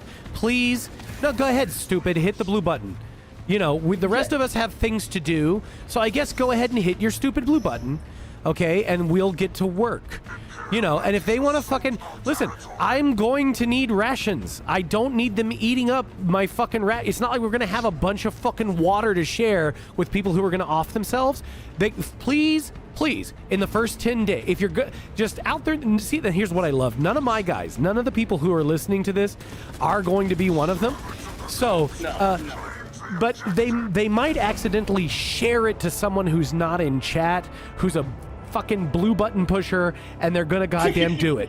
All right, so just go ahead. But if you're gonna if you look into your own future and you see a noose and kicking feet, do it quick and don't use up the fucking rations for everyone else. Okay, we don't have time for that. All right. There's going to be a gas attack. I can't have you fucking opening the door and running outside, and then we're supposed to chase you and save you, you fucking retard. In saying that, I think that I think all of the preconditions of the current society and economy have just completely broken people's will to live. I think if you asked most people what are you alive for in the United States of America, they would kind of maybe say, well, my family, or they would say something like, oh, well, you know, I do some fun things sometimes. Nobody has this ancient, burning, like continuation that they foresee themselves having a responsibility towards, and this lack of a point for being around is going to make either the collapse of the country or the great societal shift, or both, be that much easier for whoever those string pullers happen to be. I think that a lot of things are the way they are not because people can't change them, but because people just really don't care to. Who gives a shit? No, what they do care to do. So that's just it. They are doing what they care to do. That's really what it comes down to. Like, this is the you get what you fucking deserve kind of thing. No. It's the only thing we can get. It is only possible for us to get what we deserve. Anything that we get is exactly what we deserve. Nothing else exists. So, like, you can't... This is what they care about. And you think it's stupid, and I think it's stupid, and they really, really, really care about it. And it's fucking dumb. But they do. And so, like, this is the world, this is what they're practicing, and this is the world they're building. You know? I would argue something else that's maybe a little bit of a hot take. I think the Western fear of death, because people are sincerely afraid to die in the United States. Like, they're mortified at the idea. Yeah, well, oh my God, it's such hubris.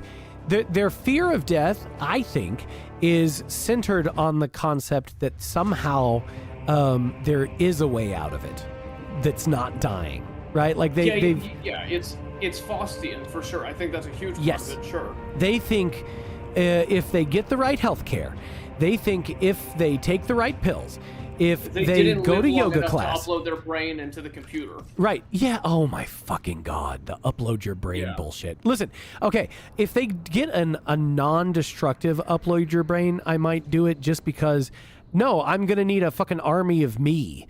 All right. And so, yes, I'll copy and I'm putting 100,000 of me in Optimus robots and I will handle some fucking business. All right. But other than that, when the first 500 people try that shit, and it ends, and everybody ends up figuring out that your consciousness doesn't follow you, and they pretty much just copied your personality into ones and zeros. Oh, that's gonna be so. It's gonna be so bad. Lord. Like, have any of you? Okay, so look, anybody who wants to do this, they just have to watch The Prestige on repeat for like 10 days. And then still tell me you want to do it, dude. Like, please. Fucking please. And I do love... Oh yeah, Christian Bale's Orthodox because he married a Serbian chick. Yeah. Huh. I forgot about that. Yeah, but anyway, yeah, no, so, but it's like, I would argue that... Oh, I sent you my new join code, by the way, on Discord. Oh, fuck me. All right, well, here. How do I get out of that? No, it's okay. Quitting doesn't. Thank God, this is one of those games that quitting doesn't punish you for anything. But, the idea. I think the idea there is that people are afraid to die because deep down they know that they have done nothing deserving of death yet. They because you listen to these people, it's like, oh well, deathbed regrets. Why are you regretting things when you die? Are you serious? Yeah, you should have like the coolest list of things. Like, dude, can you fucking believe I pulled this off? Oh yeah, no, like I'll just do me for example. Like I look at myself not every single day. I'm not like one of those I'm not like a nutty like self-psychoanalyst freak, but I'll look at myself every once in a while and I'll be like, man, if I went right now, oh my God, what a life it's been. Oh shit, dude! Right. This shit is silly. Dude, oh yeah, no, my ride has been pimped. Dude, it's like when I look at everything that I've been through, it's like, oh my God, like the friends I've made, the things I was able to get done, the people I've talked to and I've influenced, and the family I ended up with, and like all this stuff at 26 years old, I could look at everything and be like, wow. What a great ride. I wouldn't change 90% of it. I really wouldn't. And everything that I would change was just my own short-sighted bullshit. It's like, you know, and it's like, I think a lot of people going well into their 70s or 80s for the next however many years until we flip the script on this whole thing. Yeah. Are going to be sitting there doing exactly what they're doing now, saying, oh... Like, deep down inside, they won't say it, but deep down inside, they'll be like, oh, well, you know, maybe I didn't get as much done as I wanted to, or, oh, maybe, you know, I didn't get to take the Tahiti trip. Oh, you know, the fucking Tahiti trip. The Tahiti trip, you know, I forsook my high school sweetheart for this loser that I stuck with for 60 years. God. And people will say and believe this shit. There is a complete lack of integrity and gratitude and catharsis within people. People don't feel... Oh, this game mode's really fun if you haven't played it. Once we capture this zone, a random person becomes a hell brute, and then we have to capture those. Yeah, no, this is a new one they added. It's fun as shit. But yeah, no. But it's like, you know, I kind of look at a lot of those people with this complete contempt and disgust, because I'm like, what right do you have to complain? Like, you're in. Well, this is, dude. I mean, for all again, like back to that idea of like, well, the Lord's going to look at you and say, look at everything you had, and not.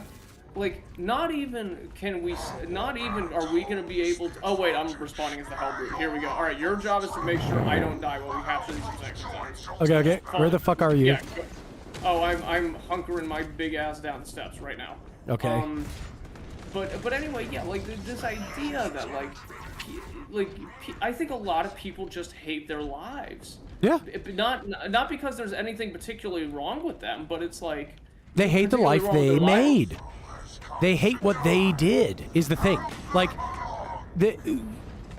I think that what they don't understand is it's the life they made, you know? This is what they don't like it. They hate the life they made. That life is shit. And it's shit because they behaved like shit that whole time. And the worst thing is, bro, here's the thing. Most of my family has worse lives, like from a material basis, than of course, pretty much everybody that I know in the United States. And they are just filled with love and whimsy, and they will give, if they have 20 cents, they'll give you their last 10.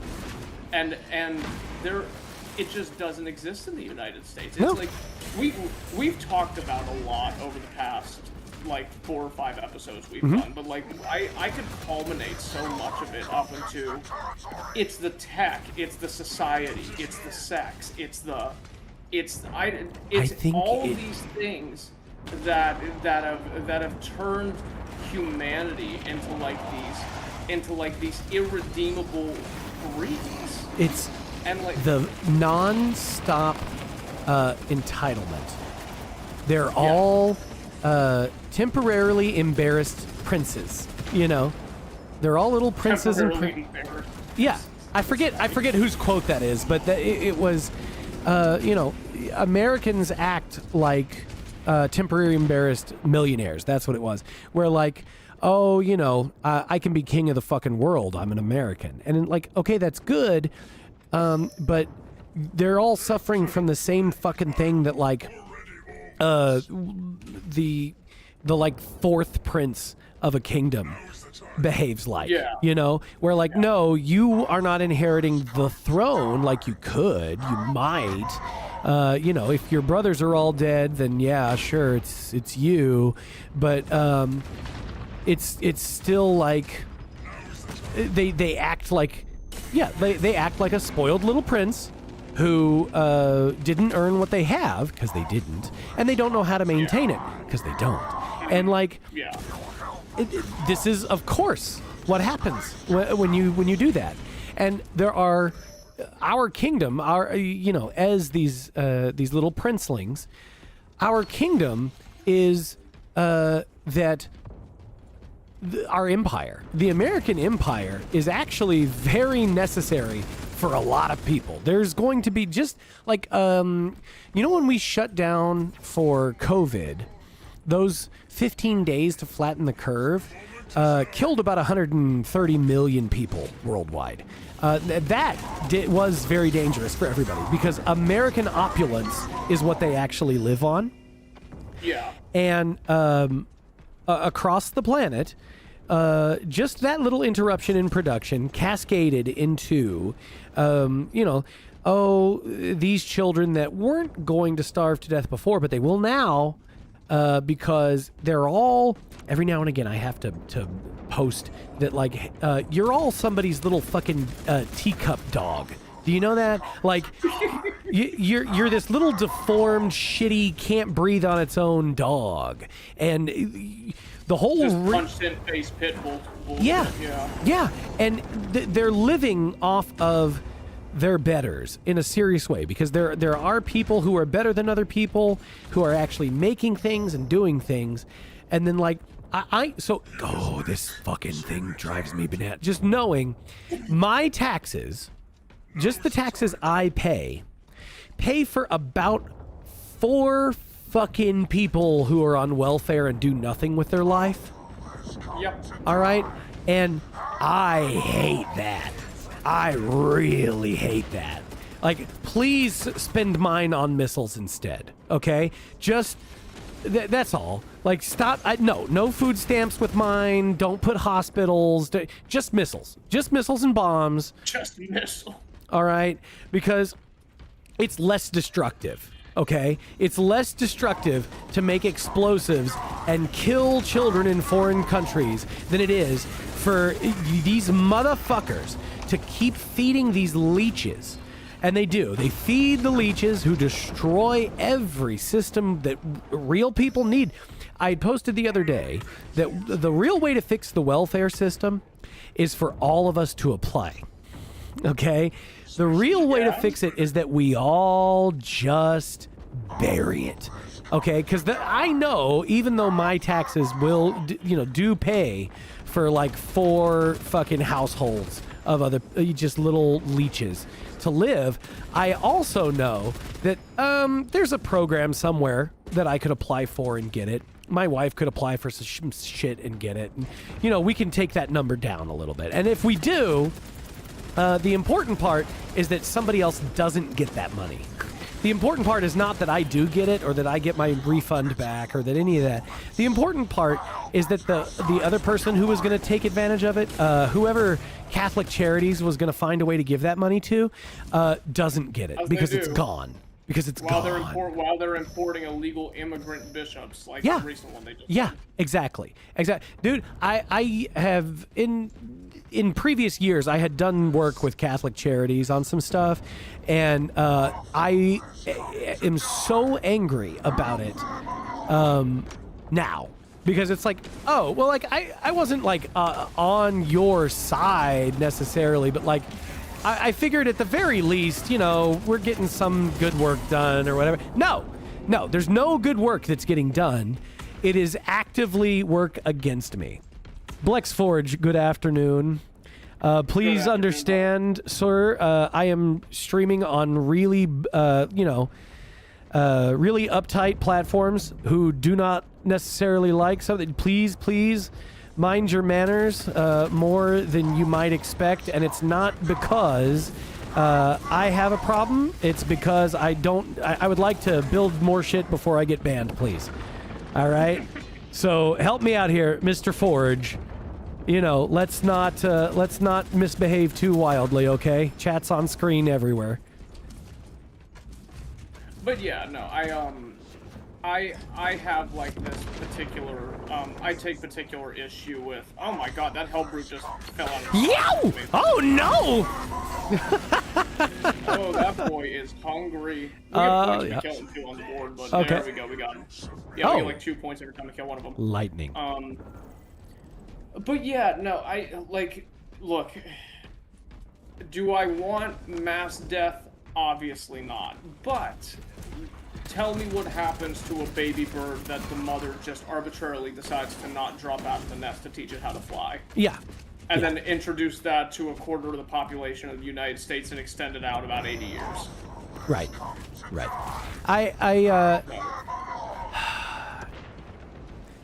We're going to have... Nope, I shouldn't say it that way. Fucking... Yeah. The way to fix this that is the least violent possible is to just drain the coffers. All right? It's to just make sure that we can take the gas out of their tank doing this. All right? And I need somebody who knows anything about AI, because this is what I envision.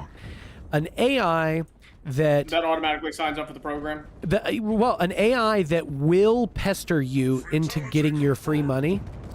And, like, if you ever try to get off of the program, it harasses you to get back on.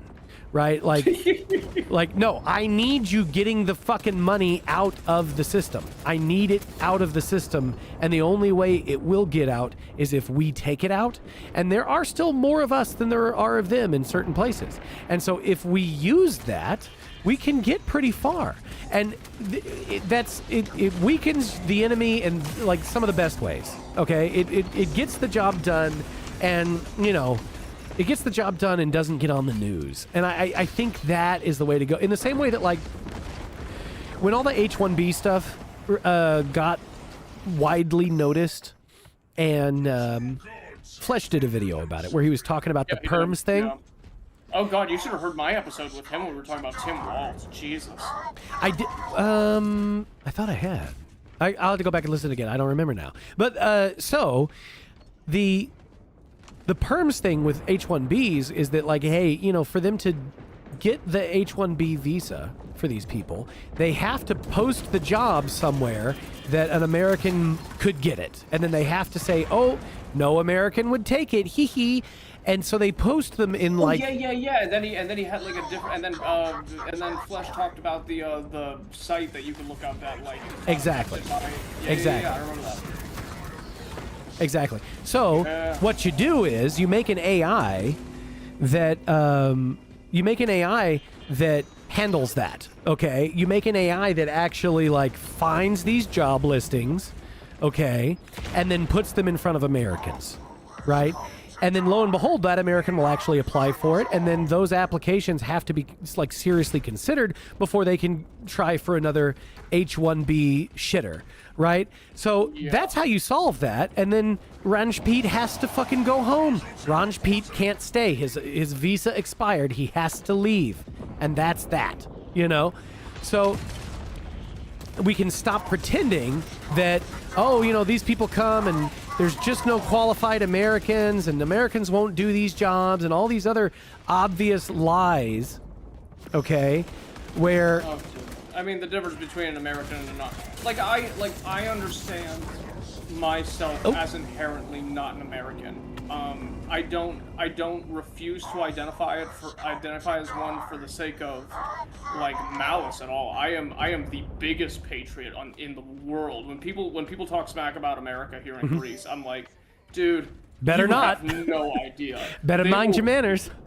They will clean your clock and then build your house out again and then burn it down just for the tax benefit. That's how great America is. Yeah. It's insane. It might be great and terrible, but it is great. Like, and you do have to mind your manners. You can't just keep in mind in classical English, great and terrible are two very synonymous terms, almost interchangeably.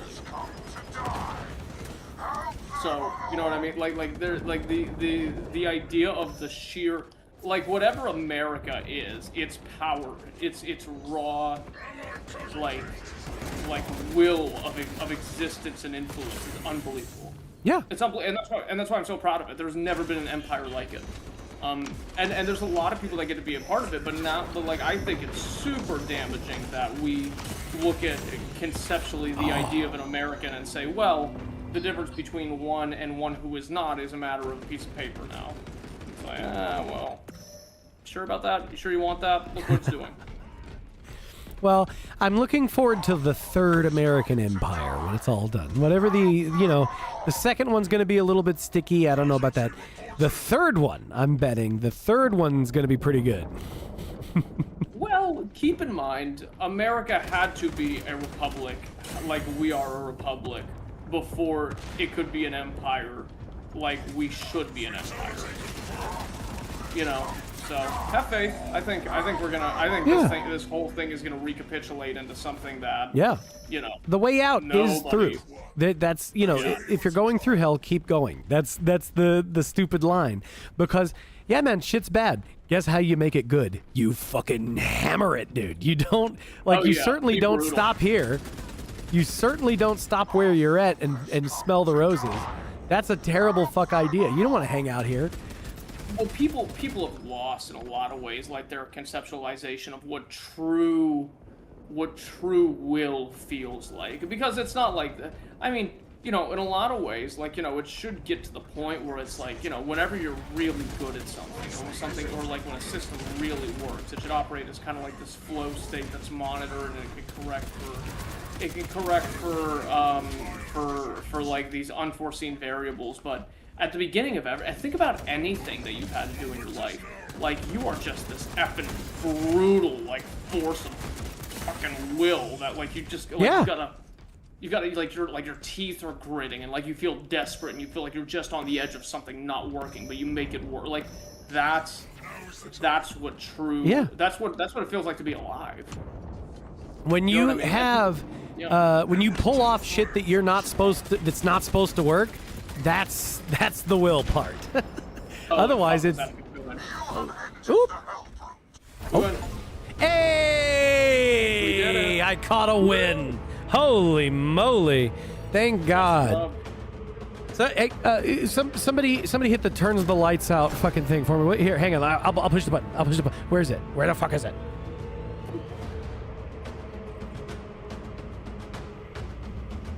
Ad break in a minute. No. There we go. Hell yeah. Nice. 21 kills. Jeez. Yeah. Yeah, man, there we go.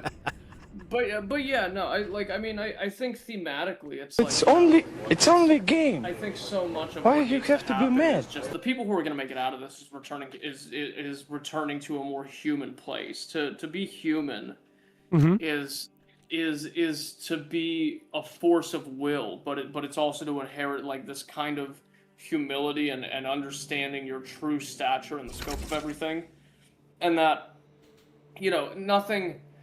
nothing is truly earned without God giving you the push and granting you the ability and the conditions to make it happen. But he helps people who help themselves, and that's thematically what people are going to have to understand. I don't feel so pessimistic about the way things will go because, again, it doesn't take a lot for people to get into a better place in their minds and their souls for them to realize what they could really be, what the things around them could really be, especially in the face of like all this other bullshit that's happening in the world. Just like give it a little umph. Like, dude, I see some of the bullshit. Like, I look at people in their 30s a lot because that's like the focal point I like to focus in on, because it really identifies what you've decided to do in your past and what pretty much unlimited freedom. Oh shit! Red phone. 1 second. You're good. Hi chat. Hi little friends. Love you little friends. Hi chat. What's going on, everybody? What's going on here? I started using Instagram, everybody. If anybody in the chat's wondering, I started using Instagram again after years and years. I decided I need to be more sociable. I need to look, I don't know, more, cool and sexy and fun in like this abstract way. So I've been using Instagram more, which has just been a hoot. You know what makes you realize, everybody? There's a lot more pretty girls in the world than you realize. You know what I mean? It's like, now I see why it's completely ruined people, because it's like, man, it's like there's just chicks everywhere. It's crazy, isn't it? Anyway, but yeah, I started using Instagram more. I'm on pretty much like a beef and rice diet because I got like these fat little love handles I've inherited from my love of cinnamon buns from the time I was like 12. So. We're trying to get rid of those. I was in really good shape at one point, but life catches up. I never did want to be one of those guys sitting around at. I'm only 26 right now, but 28, 29, be like, oh no, look at me, oh man, I really let the years get to me, didn't I? It's like no.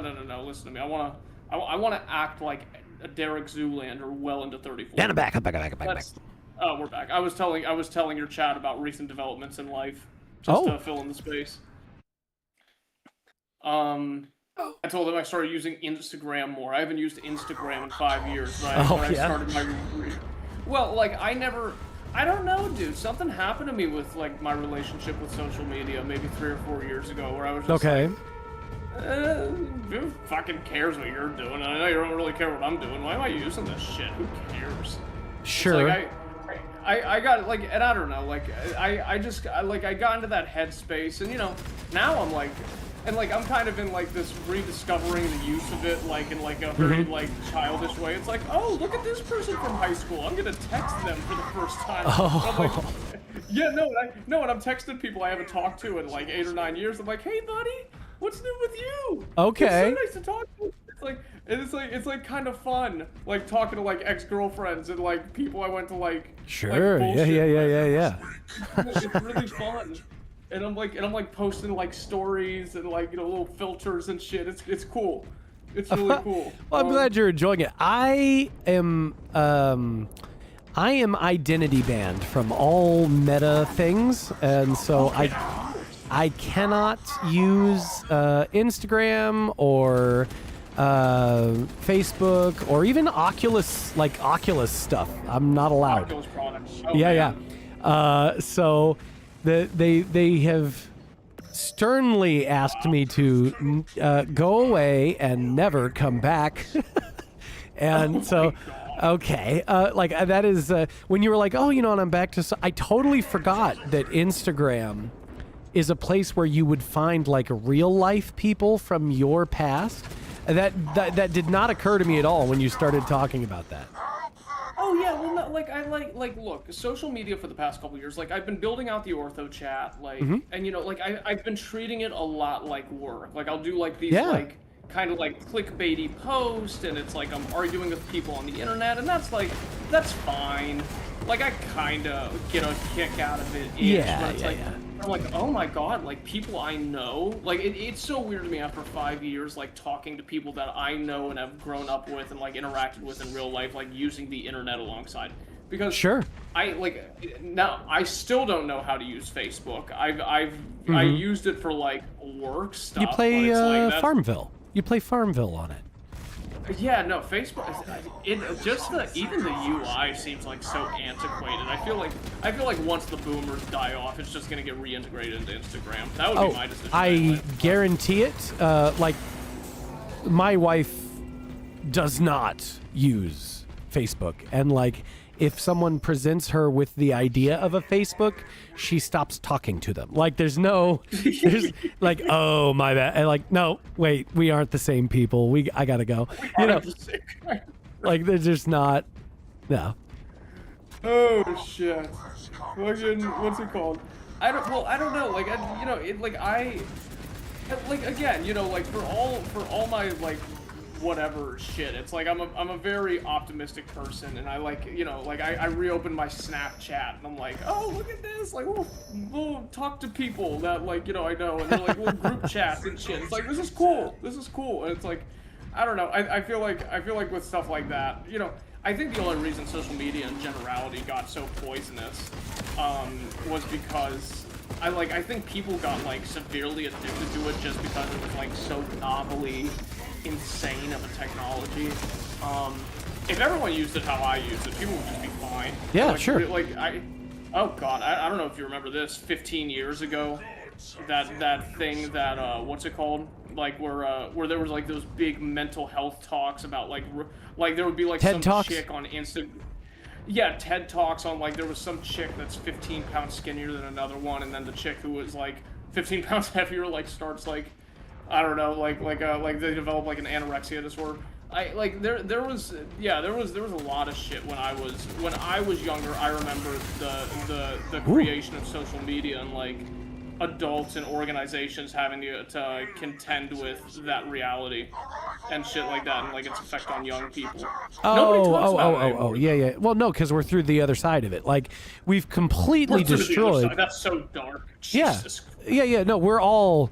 See, that's just normal now. We all have that. It's not a new thing or a thing that you might not have or any of that. Like eating disorders in one direction or another. Yeah, man. All that shit. The idea of, oh my God, the idea of body dysmorphia, right?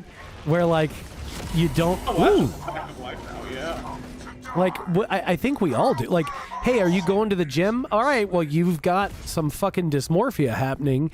You don't realize how strong you are or aren't. You don't really know what you look like. You've got this idea in your... The idea of Snapchat filters and what those did to the minds of everyone. I just thought of something really funny. It's interesting because, like, I know you've been married for however long now, and, like, this may not be a thing for you, but it's like, with social media, you start to realize, like, you know what the uncanny valley is, and, like, yes. that, like, like this deeply painted, like, sense that human beings now have because they recognize something less human.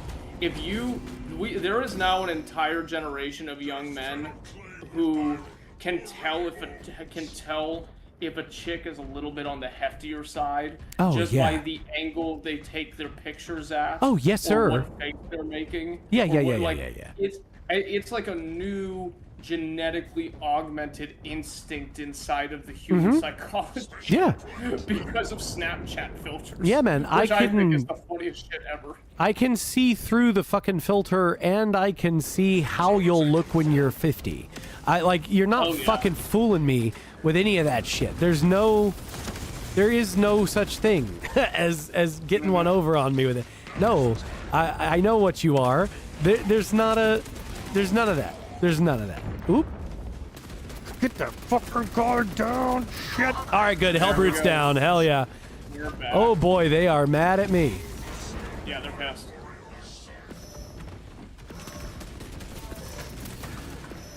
You know what the other funny thing is? I've been noticing. I think I know how old you are. I'm not gonna say it on stream, but Appreciate it. I don't know if you've noticed this with guys a little bit younger now, but like people just generally look younger. Like you don't really see like old, like super old looking 30, 40-year-olds, stuff like that, because lotion goes a long way.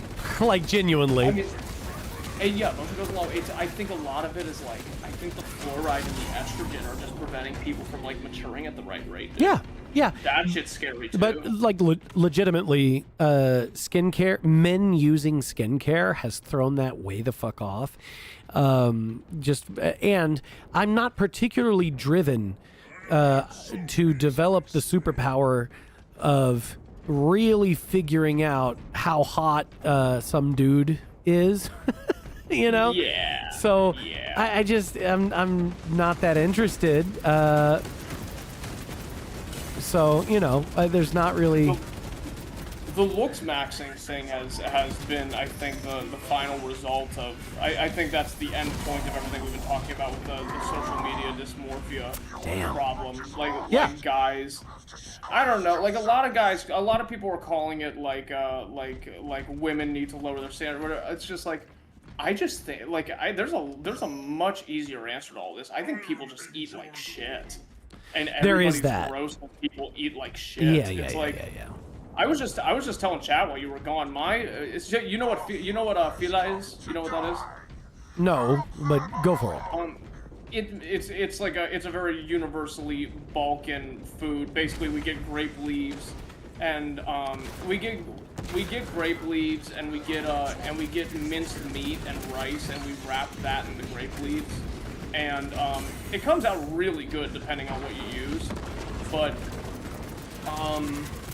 yeah, like I've just been eating that. I've been eating some bananas for potassium. I'm doing high carbs, moderate protein, very low dietary fat, and I feel like I could kill somebody. I look great. I feel killer. It's like, yeah, no, I wake up in the morning, I told my mother, I was like, Ma, I'm gonna eat somebody today. And she was like, what the fuck are you talking about? I was like, Ma, I'm gonna go eat somebody. And, brother. But yeah, no. See, you're doing the exact opposite of what I'm doing. I mostly do the carnivore thing. Okay. And like chicken, not chicken, but like eggs with butter is real good just because it's all the stuff to make testosterone. It's the sort of cholesterol that your body uses to make testosterone, right? So that shit's real good, and a moderately too heavy workout handles most shit. I should do more yoga than I do. Unfortunately, I just don't do it. I need to. But the idea of like I do not understand the grape leaf thing. I've never been a eat a leaf kind of guy, and I know there's a lot of grape leaves happening in Mediterranean food.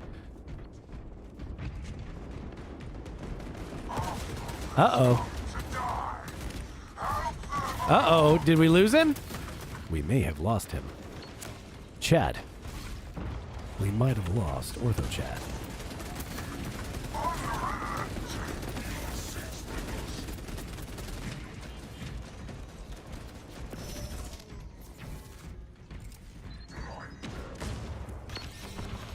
don't know what the fuck happened.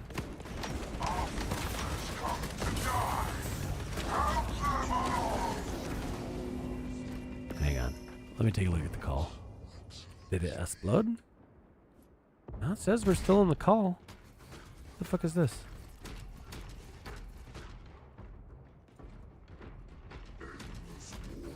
I don't know. Nope. And a text message? Nah. Okay, so he's messaging me. No, dude, I cannot hear you. If you can hear me, I 1000% cannot hear you. And I don't know what the fuck happened. Oh! Yeah, I have no idea what happened. I'm sorry about that. I texted you. I was like, oh, we're back. But no, yeah, dude, if you could yank, like, 2 eggs a day, I think your body needs... So, the carbs should metabolize into the cholesterol that you need if you're doing high carb, but if you get in, like, 2 eggs a day, that's about 200 points of cholesterol apiece. That's really all you need. So so for dinner it's usually steak, right? Okay. And then breakfast we got 3 eggs with like real butter. Killer. And bacon because I'm a gentleman. I'm not fucking poor. Come on. So, but like, it's pretty good, man. It's really bacon. It's really yeah. Oh, Hansacord says he's got farm eggs. God damn it! I really, really, really wish that there was like all these fucking poor people in the neighborhood. I really wish one of them would get serious about doing chickens, and like we could have local chickens if they would just screw their head on even slightly straight, and I would much rather buy that, than factory farm stuff. My priest, right next to the church, that his church is like maybe a half hour away from his house, but right next to his church is like this Puerto Rican family, and they got chickens and ducks and all that, and they're like clucking outside while we're doing liturgy. But yeah, they got some super killer eggs, and you know what's even better? The monasteries here in Greece. The monasteries here in Greece, they don't pasteurize anything. Everything is like straight out of the The coffee has the slight tang of goat shit, but it's still really good somehow. And our coffee, it's like, it's not even, it's kind of like this like black paste that you have to mix water into in the cup and just kind of like make it work. That's the other thing. Yeah, it's killer. I don't think that we won another game. Hell yeah. Hell yeah. There we go. Oh shit. Yeah, no, but I've been following this guy on Twitter, Bourbon Wizard, I think his name is. Okay. He's this guy. Yeah, he's this Muslim dude, and he's shredded as shit, Jack. And he's a little bit of a Peter.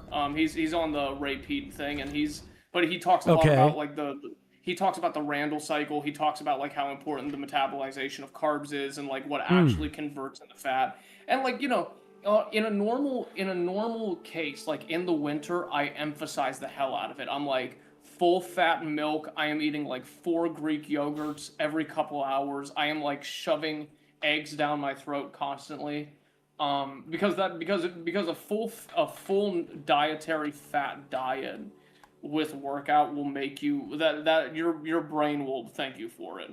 Oh yeah. With how you metabolize it. But I definitely throw carbs before legs day just to like.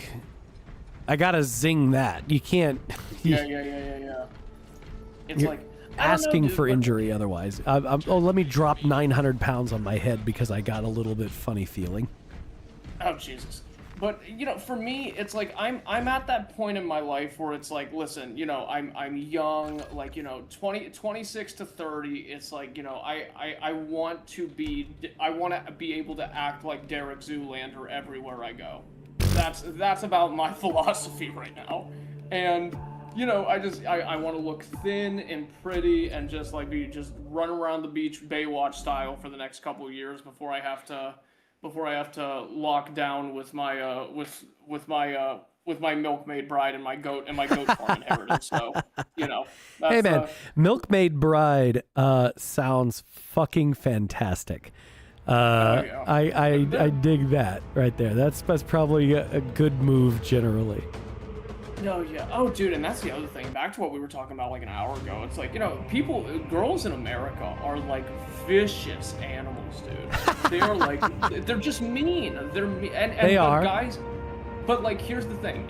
Here in Europe, guys look at American girls and like girls from like the Bahamas and like Mexican chicks. They're like, oh, they're like spicy and mean. That's kind of hot, and they like kind of get a kick out of it. But it's because it's fetishized because it's like novelty. Like they don't deal with it all the time. But like but the other way around, in America, when you're dealing with something like that all the time, you go to Europe and it's like, oh wow, these are like nice, normal, polite people, and you like literally have to recapitulate your understanding of not even just chicks. It's like you gotta rethink how you talk to guys. Here in Greece, it's like, yeah. Will people screw you over on money if they get the chance? Probably. Yeah, that's about the way this works. Is it like, but nobody's ever like explicitly rude.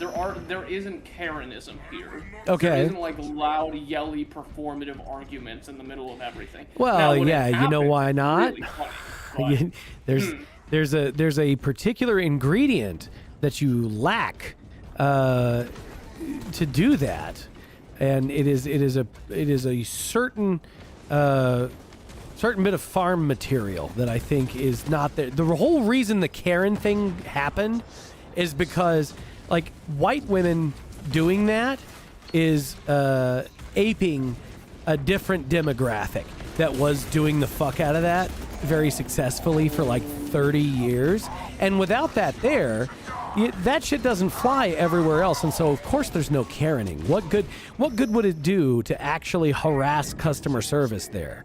They're just going to do the normal thing and be like, what? No. Oh yeah, people will be like annoyed. Oh god, I mean like, well, see, this is the thing a lot of people take for granted in the United States. Americans, the love I have for Americans comes from their idea that everything can be systematized. Sure. Everything can increase in efficiency. Now, obviously, that kind of has like it's very WEF tilt to it, right? Like there's a certain amount of there's a certain amount of like, oh well, like we've seen the negative consequences of it at the very least, but. But in Europe, yeah, there's none of that. There is no spirit of I remember when we were getting our car insurance done here at the Stefano, here at the place where you get at the city council. Oh shit! I'm the hell brute. Here we go. All right, go straight for that capture point. Try not to get hit. Your gun, if you shoot somebody twice with it, it'll kill them. But you could charge it up and it'll like burn a path through, and it's an auto kill. Okay. And you have a very heavy kind of melee, but. After your middle special ability fills up, you can get that to get a health bar back. But and getting kills restores your health too. So that's your tutorial. Okay.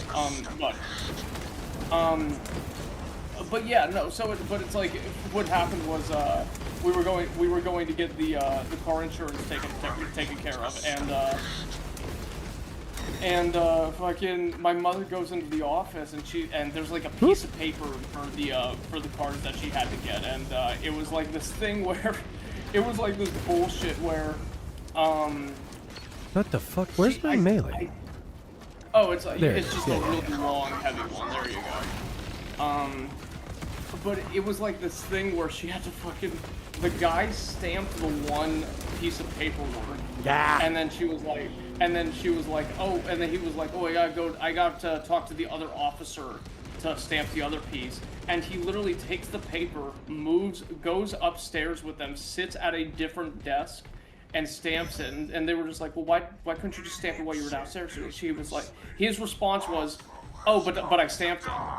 Right, of course. Like, oh, this is the bane of everybody's existence here in the EU, and they're all like that. Like they don't the American idea of making anybody's life easier through a process. Oh, you should see what it's like to get a driver's license here. It's $600 minimum. That's just stupid. How, like, do you want people to be able to drive you things? Then you have to give them a license. You know, like. Oh yeah, no, it's dumb. Oh yeah, we don't have car inspections here either. It's like it's like I think it's once every like 8 years you have to get your car inspected. And most people just don't do it. What else is really funny here? Oh, God forbid you own a house here.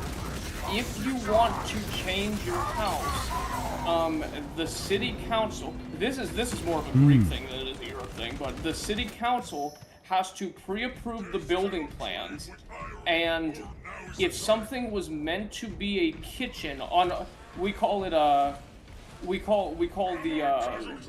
blueprint the ADIA. So the ADIA is like the approved blueprint, like from the top city council. If something on the ADIA says, well, this was supposed to be a kitchen, can't turn into a bathroom, can't turn into a bedroom, Sure. it has to forever be a kitchen. If you put a bed inside what was supposed to be a kitchen, the council could seize your house. So, I don't know. There's the idea of who owns the place you live is very near and dear to me, and like in a lot of places, Yeah, it is to me as well. It's very obvious that like, oh, you don't actually own that place, and like every to relate it to internet stuff, people complain very often about how buying video games works. You know, like, well, if buying isn't owning, then piracy isn't stealing, you know. And, you know, that because they don't actually own the thing, you know, the company that runs it can change it and take it away from you or ban you, then you don't really own it. It's like, well, yeah, you don't. And it even told you that. It told you were getting a license for it. They specifically told you you're not buying this, right? Now, that's not the same with homes. They're not selling you a license of home, you know? And so it's really fucking annoying. And I wish they would actually put it that way, because that's what it is. That you're not buying a home. You're licensing a home. As long as you have property taxes or a city council or any of those things, it's not your house. Your house would be able to be whatever the fuck you said. That's how that works. That's what it means for it to be yours, you know? And if somebody can just take it from you without breaking it, then it's not yours. That word has a meaning. That ain't it. Yeah, I mean, that thinking has kind of extended into everything. I don't know why nobody stepped up to. I don't know why nobody stepped up to do something about it. Like there should be like maybe, I don't know, like an insurance firm or something that like dictates. Well, like I don't know how you solve for that. How do you determine the idea? Feudalism, mostly. Like the thing with feudalism that everybody forgets is that the serfs, you know, everybody goes like, oh no, you know, these people, oh my God, they were slaves to this guy in a castle. And it's like, well, no, there's a guy in a castle who owns a bunch of land, who defends that bunch of land from a bunch of crazy people. You are living in his yard, and you're helping to till the field so that he lets you keep living there. You didn't carve shit out of nothing. So it's his house, it's his land, and that's why everybody's so confused about all this stuff, and why everybody like, oh no, you know, the average American can't afford a house anymore. Yeah, you're not supposed to. You were never supposed to. It was American exceptionalism was that there was so much unclaimed land and we conquered all of it, and that there was so much to spare that the average guy could, at that time, have a home. It isn't yours unless you keep it, says Hans Accord, and he's right. Like, the simple fact is, no, it's not your house. If you are at someone else's pleasure as to how you deal with it, it's not yours. It's never been yours. And like, if they're going to take it from you and you it's not a matter. Don't take people to court about that. If somebody shows up to take your house, you burn them alive. That's what you do. You don't give them your home. Are you fucking crazy? You know, what a ridiculous idea that is. So, I don't know.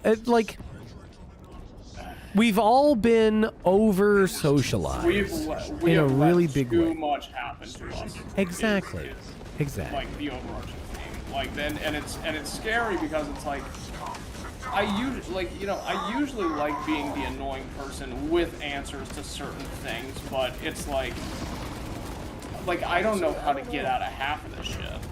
I'm trying to think of What? Are those people talking in game? Maybe so. Game people, do you hear me? Game people? Well, free show for them if so. Fucking yeah. Check it out on twitch.tv/the one antagonist.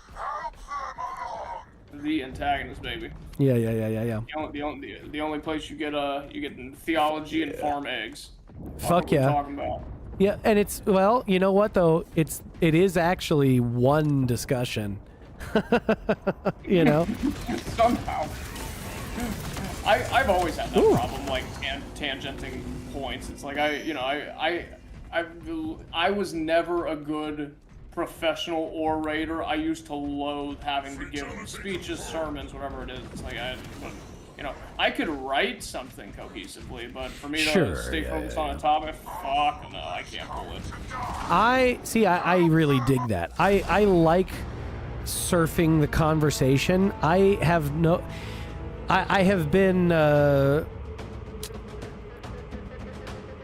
corrected before on like, hey, you're being way too casual about this, from people who were like running a thing, but then everybody who was there got the point from me better than they got it from anybody else, because people who are taking things too professionally have a bad habit of putting that before they're putting the cart before the horse, and it's just not a good idea. You know. Yeah. And so no, if I talk to people in a way where they can hear me, then I have a chance of being heard.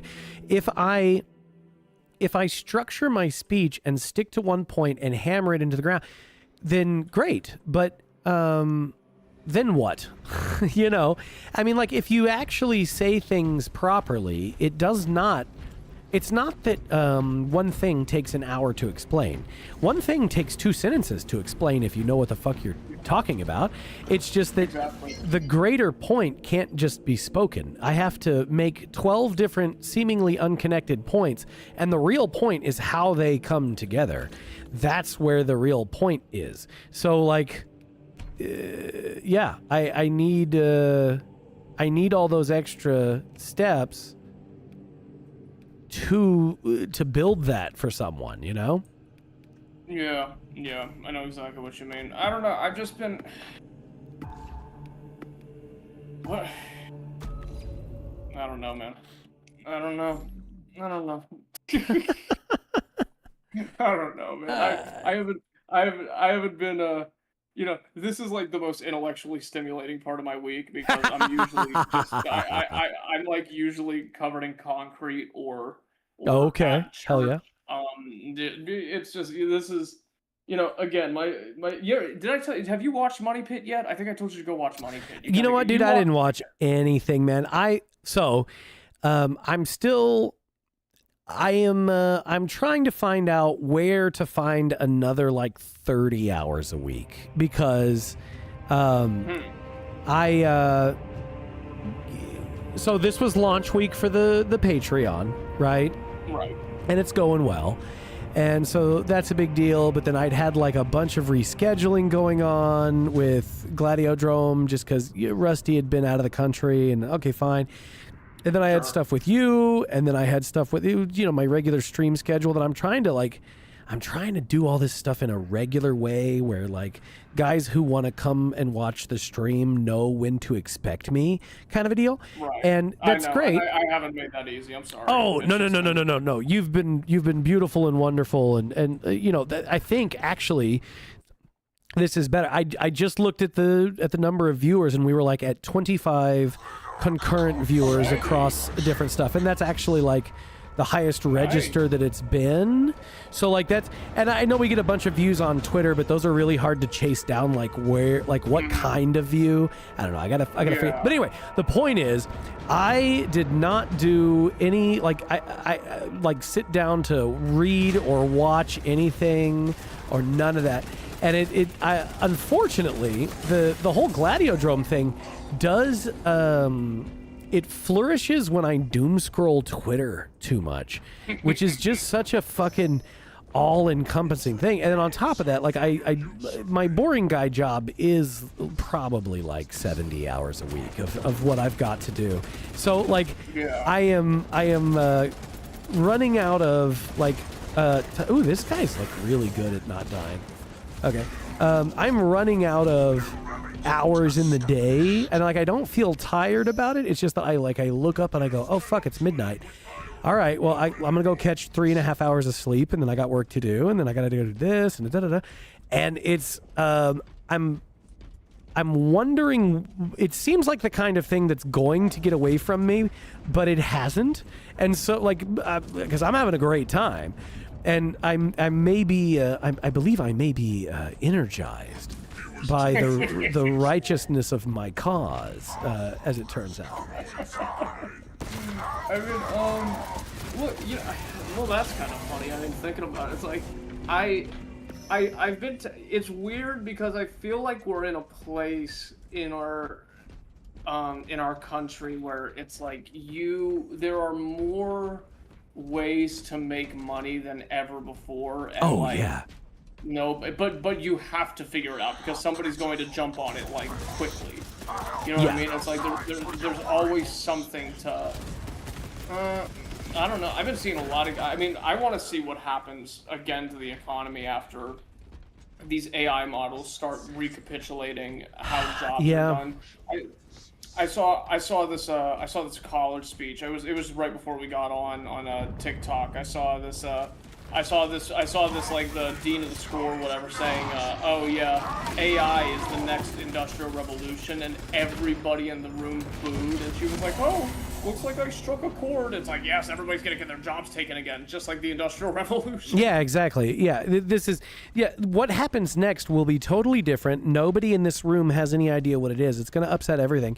And like, I don't know who, there was definitely a Mr. Steam Engine who fucking ran the world for 20 years just because he was like, hey, check it out, my lathe works, And yeah,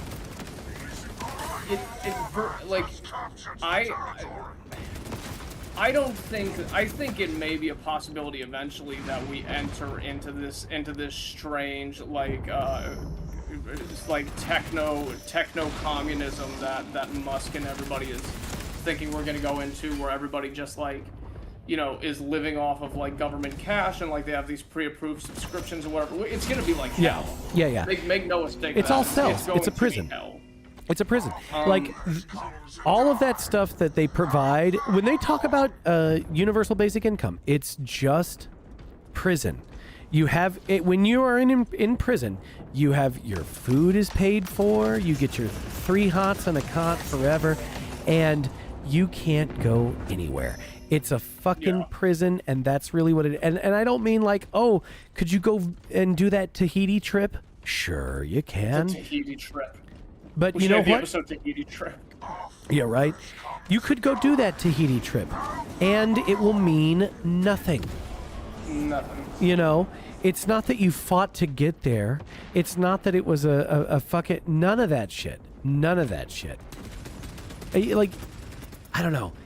People totally misunderstand why travel means something. It's not just so you can breathe different air. Okay, it's not so that you can sleep in yet another hotel room that has that fucking comforter that they all have. It's because you're supposed to. You're supposed to fight. Basically, you're supposed to be raiding, is what it is. You're mimicking raiding. So that's interesting. I never thought about it that way. Get the fuck out of here. Yeah, a vacation is not good. The reason that it feels like otherworldly good is because that's what a raid feels like. You go there for a couple of weeks, you take a bunch of stuff from there, you bed their most beautiful women, whether they said so or not, and then you leave. That's a fucking vacation, okay? What a funny way to look at it. Damn. Yes. Yeah. If you start applying archetypal thought to other things, and like, okay, so like, I think I know what a vacation I just never thought of a vacation like that. I was just like, oh god, just put my fat ass on a beach after 3 months of work. Right. And listen, like, that's the home vacation. I am king of the home vacation. I do not travel for leisure, right? That's just not my thing. But like, I used to travel for work so much, and I was a musician and did all that stuff. It's just not fun for me, except the only good vacation where I went somewhere that I've ever had was when I went to Romania to meet my wife. You know, like that, and because that was actually when it was like, no, I am crossing the ocean. I'm stealing a beautiful woman and bringing her back with me, right? Like, I don't give a fuck about the hotel. I don't give a fuck about the amenities. I don't give a fuck about the local culture. I don't give a fuck. We can conquer them any second. What do you mean, the local culture? Fuck off. Here's what I care about. I went wherever I wanted. I did whatever I wanted. And even though, like, everyone there had to speak my language, not the other way around. And I would be very pleasant and very jovial and smile real big, and I would tip way too big for like where we were, like to the point my wife hates tipping. She's European, so she, like, if I tip anybody, she can't stand it. It makes 0 sense. No, I know. But in America, okay, so let me explain part of the American tipping obsession that maybe hasn't made it in translation. Every girl in America has been a waitress, you have to tip. Yeah. Just the Starbucks tip that costs as much as the damn thing you ordered, if not more. Yeah, and that's not for them. That's just so that the girl that you're on the date with, that's part of how you woo her is with how you're tipping them, right? Because she's also a waitress, and so she's like, oh, this guy is one of these awful customers, right? So. No. But my wife was fucking beside herself, like, what the fuck, you gave the cleaning ladies money? Don't fucking do that. Don't give the cleaning ladies money. Oh my god, the waiter, you gave the waiter extra money. Why did you do that? And I was like, fuck it, because I felt like it. Haha. I don't know what this sick perverted pleasure part of my brain is, but I because there was a time when I was younger, like I'll still go back and I'll watch like the TYT post-election meltdown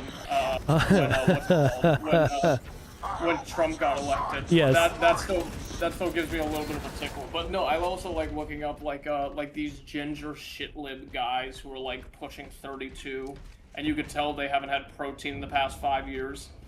And it's these guys who will be like, I'm so sick of how people just don't tip. I work at it probably works at the fucking Marble Room in Cleveland. I work at the Marble Room, and it's like they only gave me $100 on a $800 bill. It's like, are you really complaining about getting a free $100 from nowhere when they should be throwing you off a roof? Anyway? God damn. It's completely unbelievable to me. Completely that this is like accepted on a societal level. Yeah, I was completely beside myself. I was like, get the fuck out of here. That's not how this works. Yeah, no, and of course it's not. Of course, like, yeah, you can't behave this way. Nobody likes that. Oh god, I'm trying to think if I ever had tips. I only ever worked at 2 food. Well, no, my dad had a restaurant for a while, but it's like I only worked at 2 food places that got his ass. Oh boy, all right, we still win this, but I've only worked at like 2 food places that didn't involve my family, and I remember Arby's. I was just cleaning shit, and you don't know what Handles is, do you? No. You know? Oh yeah, Handles. It's up in the Midwest. It's like the ice cream joint, and oh, okay.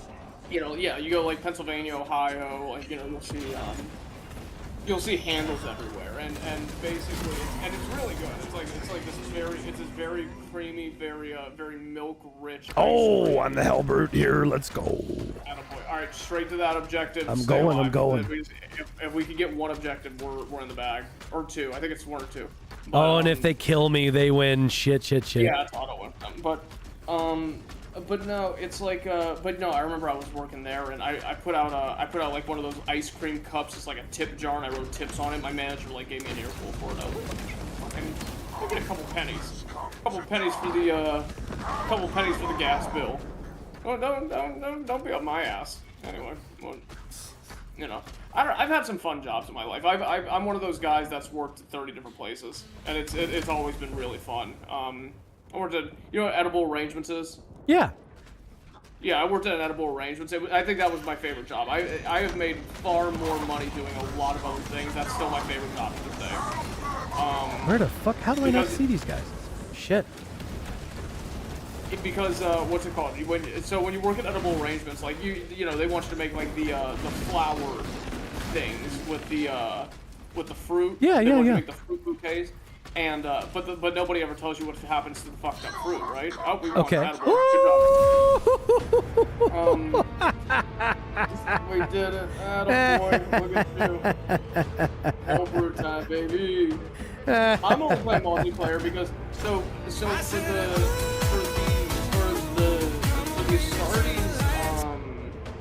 for the Astartes skins that are for the for the Imperium, you play like 7 games, 21 games. You could do like the back and forth with the the stratagem modes or whatever, and you could earn those skins. And there's a whole bunch of them. There's the default skin for the Heretic Astartes, and then there's like the relic version for the Heretic Astartes. You only get 2 options to get the super sweet looking one for each of them. Yeah. You need to get 9 kills in 9 games with that class, and I've gotten all of them except for the one I'm playing right now. So that's how much I've been playing since we started doing this. Okay. Shit. Well, and by the way, so that's the reason for that is that's the Zinch number. That the 9x9. That's all. The reason it's the Prestige Chaos skin is because that's. Oh, is it really? Get the fuck out. Yes. They are having you do chaos rituals as a gag. Nice. Oh, so I'm literally Yeah. So now I only need 7 more games with 9 kills to unlock. Yeah, the one I'm working on right now. Go to the Bulwark, edit armor, and then click Heretic Astartes on the bottom right, and then look at that armor set. How sweet that is. That's my favorite one I've seen so far. It's like the only one I don't have. All right, let's take a look here. Heretic Astartes, but no, you know what? It's only showing me like the most basic of shit. Oh no, wait, there we go. The Red Corsairs one. No. So go to Heretic Astartes and then go to like the customization and then on the bottom right click Heretic Astartes. Yeah. And then wait, I think the game started. Yeah. No, it's like this Nurgle set for the Bulwark. It looks sick. Yeah, it's a Nurgled out fucking Red Corsairs guy. Yeah. Yeah, that's banger. But yeah, no, oh my god, what else did I do? I worked as a delivery driver for Sherwin-Williams for a while. That was fun. My manager was a heroin addict, so I just I like to drive around and listen to podcasts instead of sitting there with him playing on my phone, because nobody goes into a Sherwin-Williams. Nobody actually does that. You know what I mean? Like I wish we still lived in a world where like families would come in and they would like play with the color swatches to pick their wall color out and stuff like that. But we're beyond that now, sadly. But no, I did that for a while. I told you I was a DJ. I used to have my buddy. I saved up $2,000 off of, I don't know what I was doing, selling lemonade or whatever. When I was like 14 or 15, I bought 2 speakers and like a shitty Pioneer turntable. And I would sneak out of my house at 4 in.the morning and I would go to the hoods of Youngstown to do house parties. When I was like 14, 15 years old, and I did that for a while. Hell yeah. Oh god. What else did I do? Oh yeah, I was a gunsmith for a long time, but it was just like more private stuff. Oh yeah. That was yeah. Well, that was my real love. I was a competitive speed shooter I did trap shooting for 3 years. I tried to get into 3-gun a little bit, but I wasn't. I was like renting pistols because I didn't want to buy any, and I was like, you know. But yeah, most of my life has either been just like it's been like those random one-off jobs and like gun stuff for as long as I can remember. Okay. I worked at a lot of gun store. I remember oh my god, I remember the one time I got fired. I only ever gotten fired from one job in my life. I was working behind a gun desk. I worked at like 3 different gun stores. This was more of like one attached to like a farm store. Okay. There was this dude, who I'm not going to mention details about, but just, he was very eccentric. And, okay. he wanted to see this AR pistol, and I knew him because he was the quarterback at my old high school. I was out of high school at this point. Yeah. And, he gets this, and he's with his uncle who's like tatted out head to toe, and they're being really loud and obnoxious. And he wanted to see this Draco that we had inside of the desk. Uh-huh. And he takes the Draco and he's like, man, this shit's sweet, man. And he's like swinging it around like this old couple looking at like the revolvers, and he's like kind of pointed at them. And I was like, oh shit. I was like, if I tell him, hey, give it back, I'm not selling you anything. I didn't know if he was gonna jump over the desk and fuck me up. I didn't know where it was, and this guy was easily larger than me. Right. So I called my buddies over, and I don't know if you've ever bought a gun before, but like I would assume you've heard about maybe how like the NICS system works. Yeah. But so the county police closes at the county sheriff closes at 7:30, and you can't submit any new NICS numbers or NICS applications in. Okay. After that, for the background checks. So I called my buddy at like 7 o'clock. I was like, hey, come here. I need you to come see me at my job.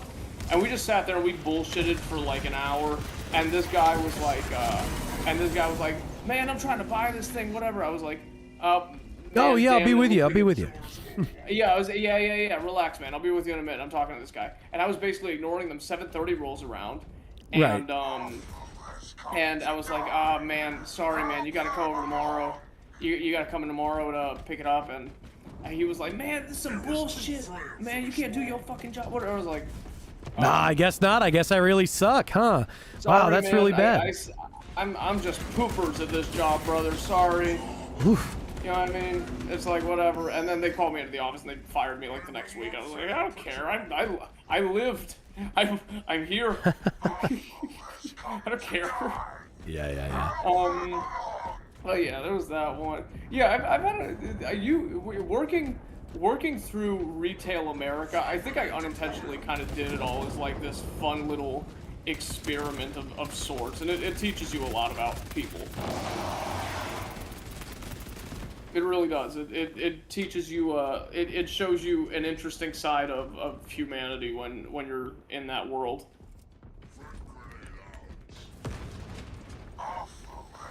You still there, Antagonist? Oh yeah. Sorry, I'm watching this fucking guy. No. Oh shit, I'm back in. Oh god. Man, I wish that last load up wouldn't take me so. As long as I get. I only have 4 kills. I gotta buck up. I gotta hurry up. Gotta get the rest, especially since we're kind of getting pushed in on this one, unfortunately. Yeah, and then, after that I worked for a multitude of religious organizations until I kind of started my own, and the rest is history, as they say. I've, Right. There was, I don't know, you know what I am saying, though? A lot of people in this economy, they're talking, I see a lot of guys go on the internet, and they're like, man, the economy's screwed. We can't get a stable job. We did all that college for nothing. Mm-hmm. Everybody's saying, well, only thing left to do is follow your dreams, because you're going to be broke either way. Exactly. See? And I'm like, you know what? Good attitude. We may get somewhere after all. Exactly. Yeah. Well, so the corporate structure, corporate America, was a really weird experiment that I like. That's the downside of the American systemize everything. The office job thing only lasted for about 80 years. Not even think about it. less than that. It was way less than that. Because the more first of all, the office, working in an office is weird. Why would you do that? There's not anything going on there. You know, you don't actually generate value there. An office can only be middlemen. You know. Exactly. So it's always going to be, you know, an actual inefficiency. You know, like in the same way that in-person meetings are mostly inefficiency. You know. Oh yeah. Oh, for sure. Yeah, that's so odd. I mean, people have had phones forever. What are we talking about in front of each other? Well, because you absolutely have to marshal the vibes. Like, this is what in-person meetings are actually for, is people lose sight of, like, how any of this shit's supposed to feel really easily. And what they think is not nearly as important to them as what they feel, mostly. So that's what a meeting's actually for. It's a show. And fucking most people don't get that at all. And like the plague of bad preachers and bad managers is the same thing. It's people who don't actually understand the business they're in, who are also really bad at influencing the people whose help they need to get where they're going in the way that they meant to. Because that's the other thing, is that the reason people hate, like, we should all actually really enjoy the fuck out of meetings when it's all said and done. I have a great time because you get to be attentive. You get to figure out, like, you know, what you're doing for the next whatever. I don't mind them too personally, but then again, I have like this very oblivious personality. Well, you also are doing things that mean something to you personally. You know, they matter. You're meeting with people you want to be meeting with, and you're all doing good work together that you agree on. And it's not like some shit that, like, well, I've got this job because I got to pay the bills. And then, well, I got to hang out with Cindy from accounting twice a fucking quarter, or my POs won't go through. I can't get anything fucking bought because Cindy in accounting fucking doesn't like me. And so if it lands on her desk, it's going to fucking sit there for like 3 extra weeks, you know? And it's all just because Cindy doesn't like you anymore. You know, for just some, it's always dumb shit like that, right? So, the more that we can automate those things, well, the office jobs goes away, because I don't need Cindy the accountant. I need a fucking AI agent that just crunches these numbers, please. Okay? I just need the numbers crunched. I need the numbers crunched, and I need my purchase order to go through. And so if Cindy fucking is slower than the AI at either of those things, why do I have Cindy here? What does she do? And I've been seeing this shit in real time, like with so I got this fractional CTO. He's basically like kind of like a he's kind of basically my corp wizard advisor on like a corporate level. So and you know, I brought him on, and maybe he's probably the most recent addition to my organization, but I bring him on, and he's one of these guys that's like sitting there grinding out AI agents to like make these new products. I don't even want to talk about the one thing he's making. Not that it's bad, but it's kind of like this novel, like, great idea that like kind of like reflects on his personal experience as like a father, and I was like, damn, that's awesome. And he's doing this whole thing with like AI, and he's like, well, I'm gonna make this one, and then I'm gonna make like 10 other agents that you know, all you need to do is just have another AI make a website for, and then once you pull that off, you can just kind of have like this stack of like digital products that kind of move through this environment, and you can just see what works, and that's what I wouldn't even say that's what the future is, but I predict that is what the economy is going to look like for about. It's going to look like that for about 2.5 years, I would say. Oh, for sure. And then people, At least. people are gonna figure the game out though. People are gonna be like, oh, well, there's gonna be now there's things like digital products are gonna be so easy to make. That's going to extend into things like operating systems, and that's gonna extend into you know what I mean? It's gonna like it totally could. branch. Yeah, there's going to be a million like kernel distributions, and oh shit, we want that. Hell yeah. Hell yeah. Well, hey, mention my get the right people signed up for benefits AI to him and see if his eyes glimmer a little bit for like, ooh. Because I feel like somebody who actually knows any of this stuff could probably spin that up relatively quickly. I feel like it's not a complicated fucking thing, you know. But it just has to be we'll talk about it more relentless this week. thing. Yeah. That might not be a bad idea, but I think that was my last game, brother. It's Hell yeah. we're coming up on. No, that's perfect. That's perfect because we've been live for 3 hours. Oh man, what a stream! Absolutely, good time. We actually got some victories in there. Hallelujah. We did. How are you feeling about the multiplayer? You Oh no, warming up to it a little? this has been way more fun than I expected it to be. I'm always so worried in my old manness that I'm just going to be a complete fucking liability anytime there's a multiplayer PvP anymore. So no, listen, this is one of those multiplayers where the KD barely matters. It's like remember what the theme of Warhammer is in the grim darkness of the far future. There was only war. And, yeah, man. War means a bad KD. So. Right. Well, it's been awesome. Tell the people your wizard. where they need to find you, because obviously they need to find you. Tell them where to find you.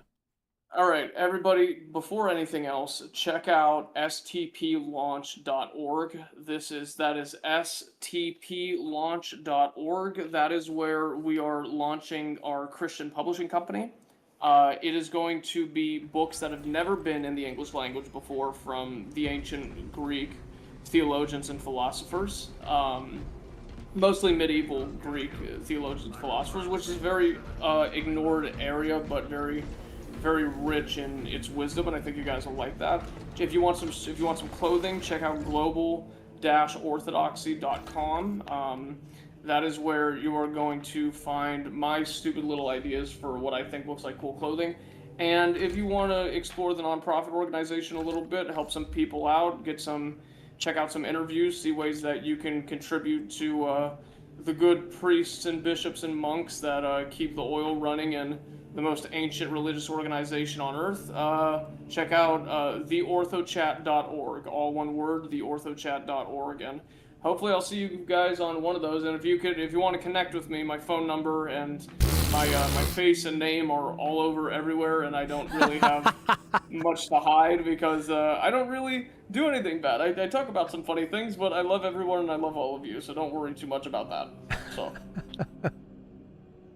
bless this man. all right, God bless you guys. I need to go into a coma. Go coma. We'll see you next Monday. Same bad time, same bad channel, sir. All right, see y'all in a week. God bless you guys later. Yes, sir. Chad. Alcazadabra. I ain't saying that right. Why do you keep finding streams at the end? I don't know. You got to get here earlier. You gotta fucking follow me on my other things, turn the notifications on, and you'll actually know when I'm live. That's what, right?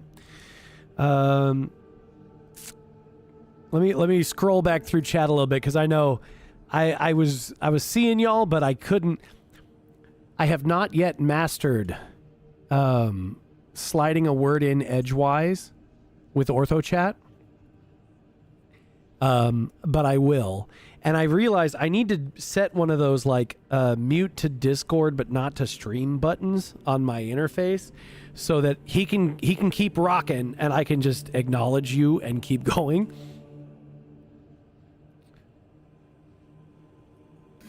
Pasteurization laws. Oh my goodness, what all we got here? Dairy America in America. Yeah. Dairy area in America. Haunt pumping me up as usual. Thank you, sir. Killing it. Will he do another Gladiodrome soon? He's absolutely welcome to. I don't know what the schedule is. Like, there's been so much stuff that's been up in the air. We haven't been able to just, like, linearly build like we want to. Because we keep having to fucking contend with some new retarded thing that happened, you know? I was repairing my dog's teeth when they started glowing. I knew. I fucking love all the ridiculous, the signs and seasons by which everybody apparently knows that there's a new upload. It's so fucking dumb, and I love the shit out of it.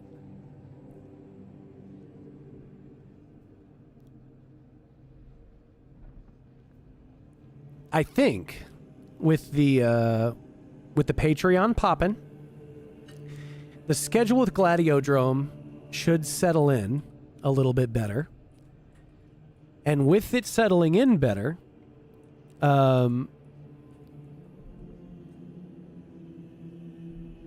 shit, we hit 500. We hit 500 members already? Is that true? Or are you just talking shit?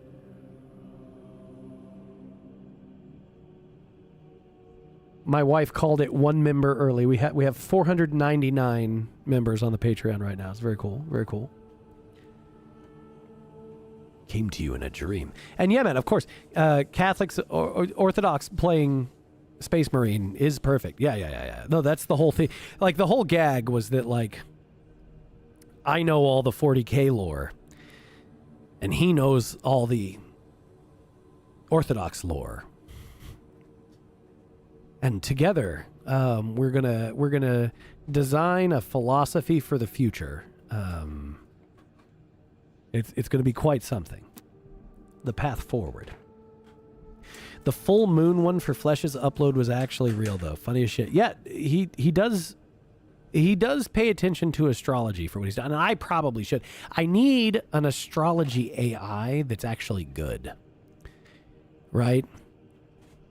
I need an astrology AI that I can feed real info to, and then it can actually crunch shit and spit it out. Because I know it's all just math. Just make it up. Well, but the thing is, Haunt, there does seem to be something to it statistically. And it's not magic, it's science. So I don't know. I don't know nearly as much about it as he does. But there seems to be a few basic steps that just work better if you do them the right way. I don't know, man. White girls do astrology? Absolutely. Purge the Xenos? Solid plan for the future? Yeah, probably. The whole universe is out there for mankind. It's not for anybody else. Why would it be for anybody else? You can't even really say it's body. It's not some body. So, I saw an announcement regarding streams later this week. We're still going to be doing Star Citizen on Friday, but be aware, it's patch week, right? And they're going to start the free fly and all that. So make your Star Citizen accounts. My wife has just reminded me that Subnautica 2 is coming out, so she and I will be playing Subnautica 2, and I will probably add streams for that, or that'll be the Saturday stream maybe, I don't know. But I'm going to be playing the shit out of some Subnautica 2 with my wife. That's the thing. But, like, for Star Citizen, the important thing you need to know, there is a wipe. There is a wipe, allegedly. Yeah. All of the weirdo, the fucked economy and all that, anything that was bought with in-game money is, it's just being dumped. Stuff we've looted, it's going away. And we're going to have to start over. Now, the good thing is, I've got the Idris. I've got some Wicklow gear. So, Haunt, the stuff that we bought is going to be gone, but we're going to make the money back quick. Yeah. We're going to make it back quick. We're going to crank it. This wormhole sucks. I know. You showed... No, that's actually the first thing my wife said when she saw that there was the wipe. Is she went, oh no, Haunt just got started. He just said he was so happy he bought a ship. Oh.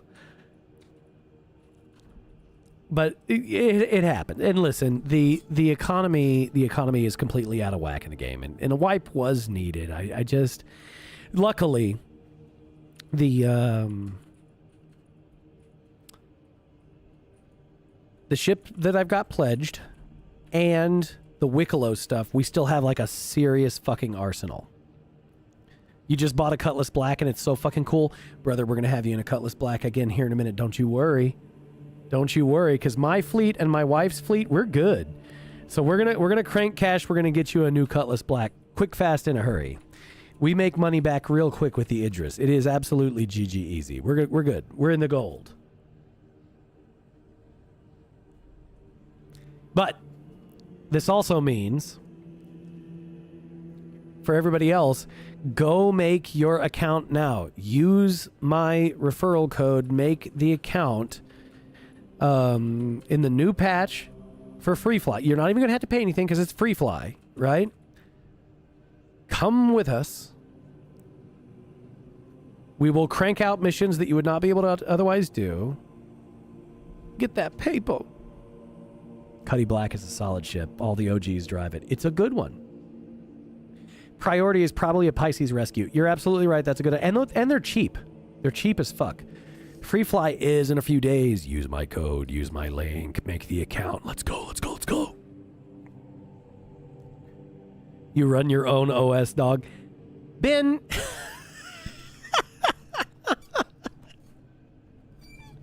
I swear to God, dude. You don't have a throwaway computer with it fucking has Windows on it, son? You just play like Pong. Ben the Pong gamer.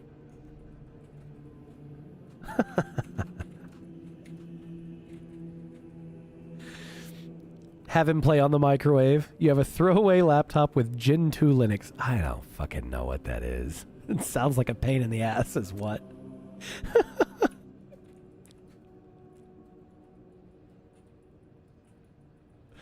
Laptop plebes need not apply. It will catch fire trying to run Star Citizen. I don't even know what kind of... It's quite something. It's quite something.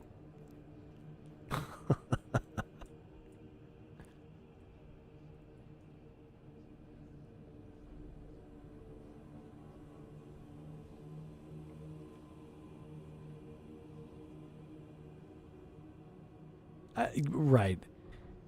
I bet the Mechanicus runs on Temple OS. I bet so.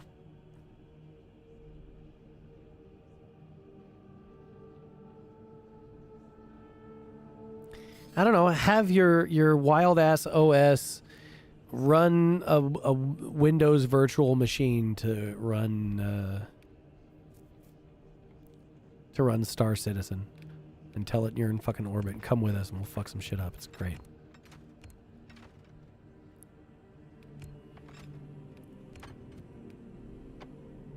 I had a good time slapping with the bolter in this one. I was surprised. I normally don't like the bolter in the missions because it fucking it's just so slow compared to just being able to crank it. The frames would be dire. I don't know, man. Oh, thank you, my love. Thank you. I like by the third match, I had kind of knocked a little rust off and was getting my dodges in a little bit. It wasn't great, but it was a little bit. I need to go and actually, like, do the... It's only a game. Why you have to be mad? Oh, yeah. In case anybody doesn't realize, we've got the two audio... It's only a game. Scares. Why you have to be mad? So loud. And for just, you know, we've got the two game state ones. We've got the turn the lights out one for maximum vibes, and then we've got the you know, when I'm getting beat to shit in Armored Core and you can play the only game have to be mad. I figured y'all'd like that. PvP Goblin comeback? I don't think so. The 4.9 second turn the lights off. Yeah, the motherfucker who owns that song actually flagged my YouTube stream for it. for the fucking react because it was over 5 seconds. How retarded is that? How fucking stupid is that? It's bananas. It's so fucking dumb.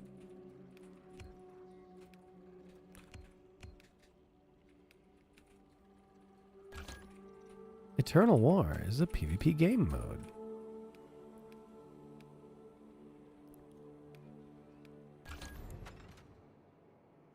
I don't even make money on YouTube. What does he want? I know. I don't know. I don't know. But he's got his shit set up to do it, so it goes. But yeah, it seems so fucking dumb. Like, hey, buddy, your shit is a meme right now. Are you sure you want to fuck with the meme, asshole? How cringe, and rubbing hands together while money grubbing pilled of him. Yeah, no shit.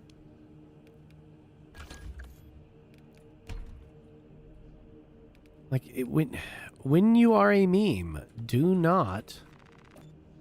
Oh, Jesus, whatever you do. Oh, hey, okay, what do we got here?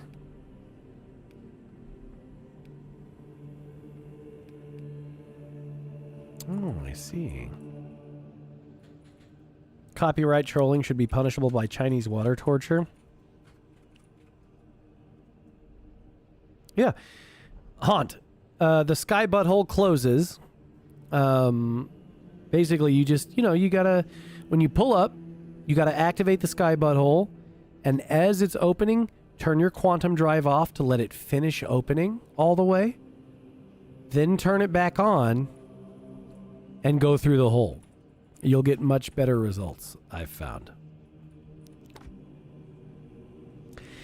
As you approach it, okay, so when it's closed and you got your quantum drive open, just keep pointing at it and you'll see it says, oh, it's tuning to it or whatever. And then it starts to get that wavy, wobbly effect around. And it says, activate the thing. You just, that's when you just click. You just left click then, and it'll fire a wave of stuff away from your ship, and the hole will start opening again. When it does, like as soon as you fire that off, turn off your quantum drive for a second and let it load up.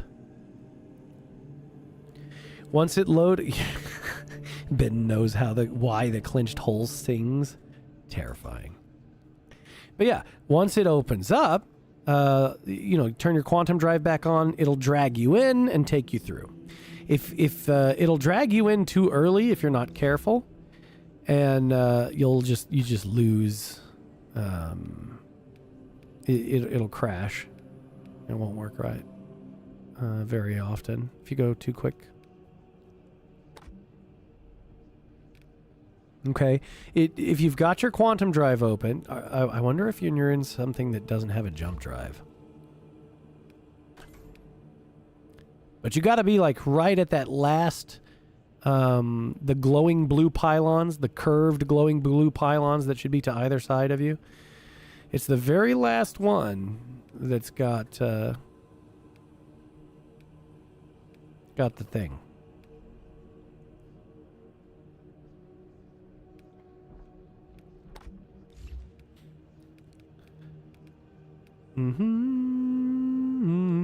Yeah, all right. So if you're in the Cutlass and you haven't fucked with the components, then you've got a jump drive.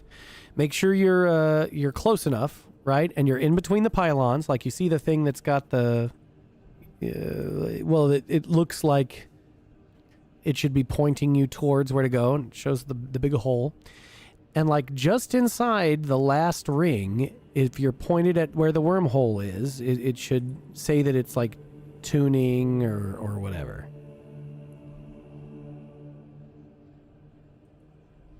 Oh, Ben, what was the thing you told me to watch earlier? I saw it, but I didn't write it down, and my wife wasn't at the computer, so I couldn't tell her to add it to the list.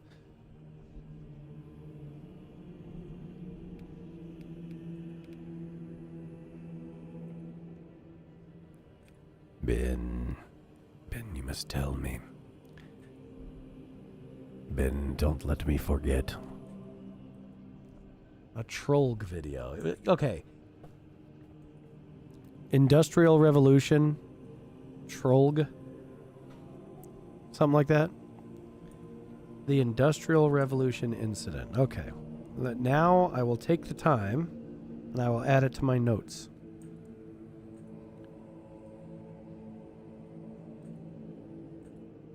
Where'd it go?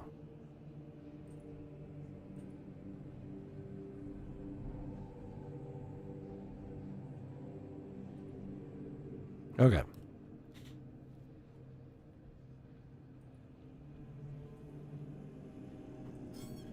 Well, boys, what do you think?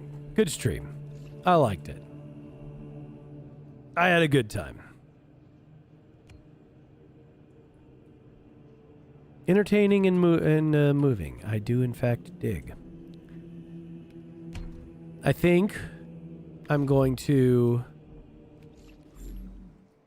eat something.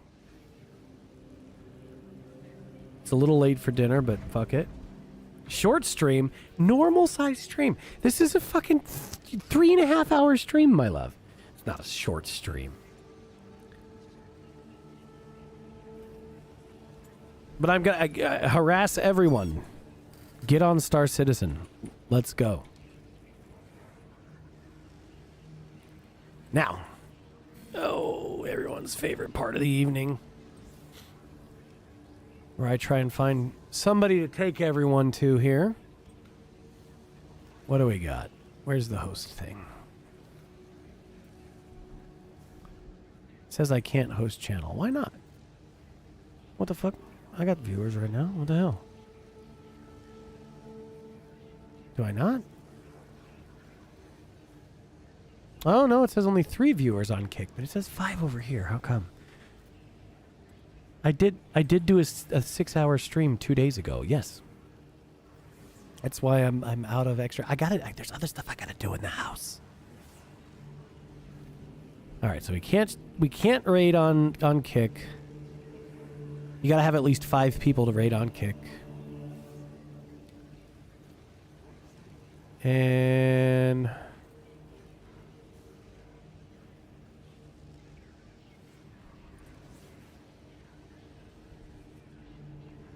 I guess we'll go bother Leaflet again on Twitch. Give it the cube spam. Give it the cube spam in Leaf's chat. Leaflet. Here we go. You're not Orthodox, but Ortho chat makes for a fun stream. Yeah, man. Yeah, man. I am no denomination at all, but he sure makes it seem like a good time.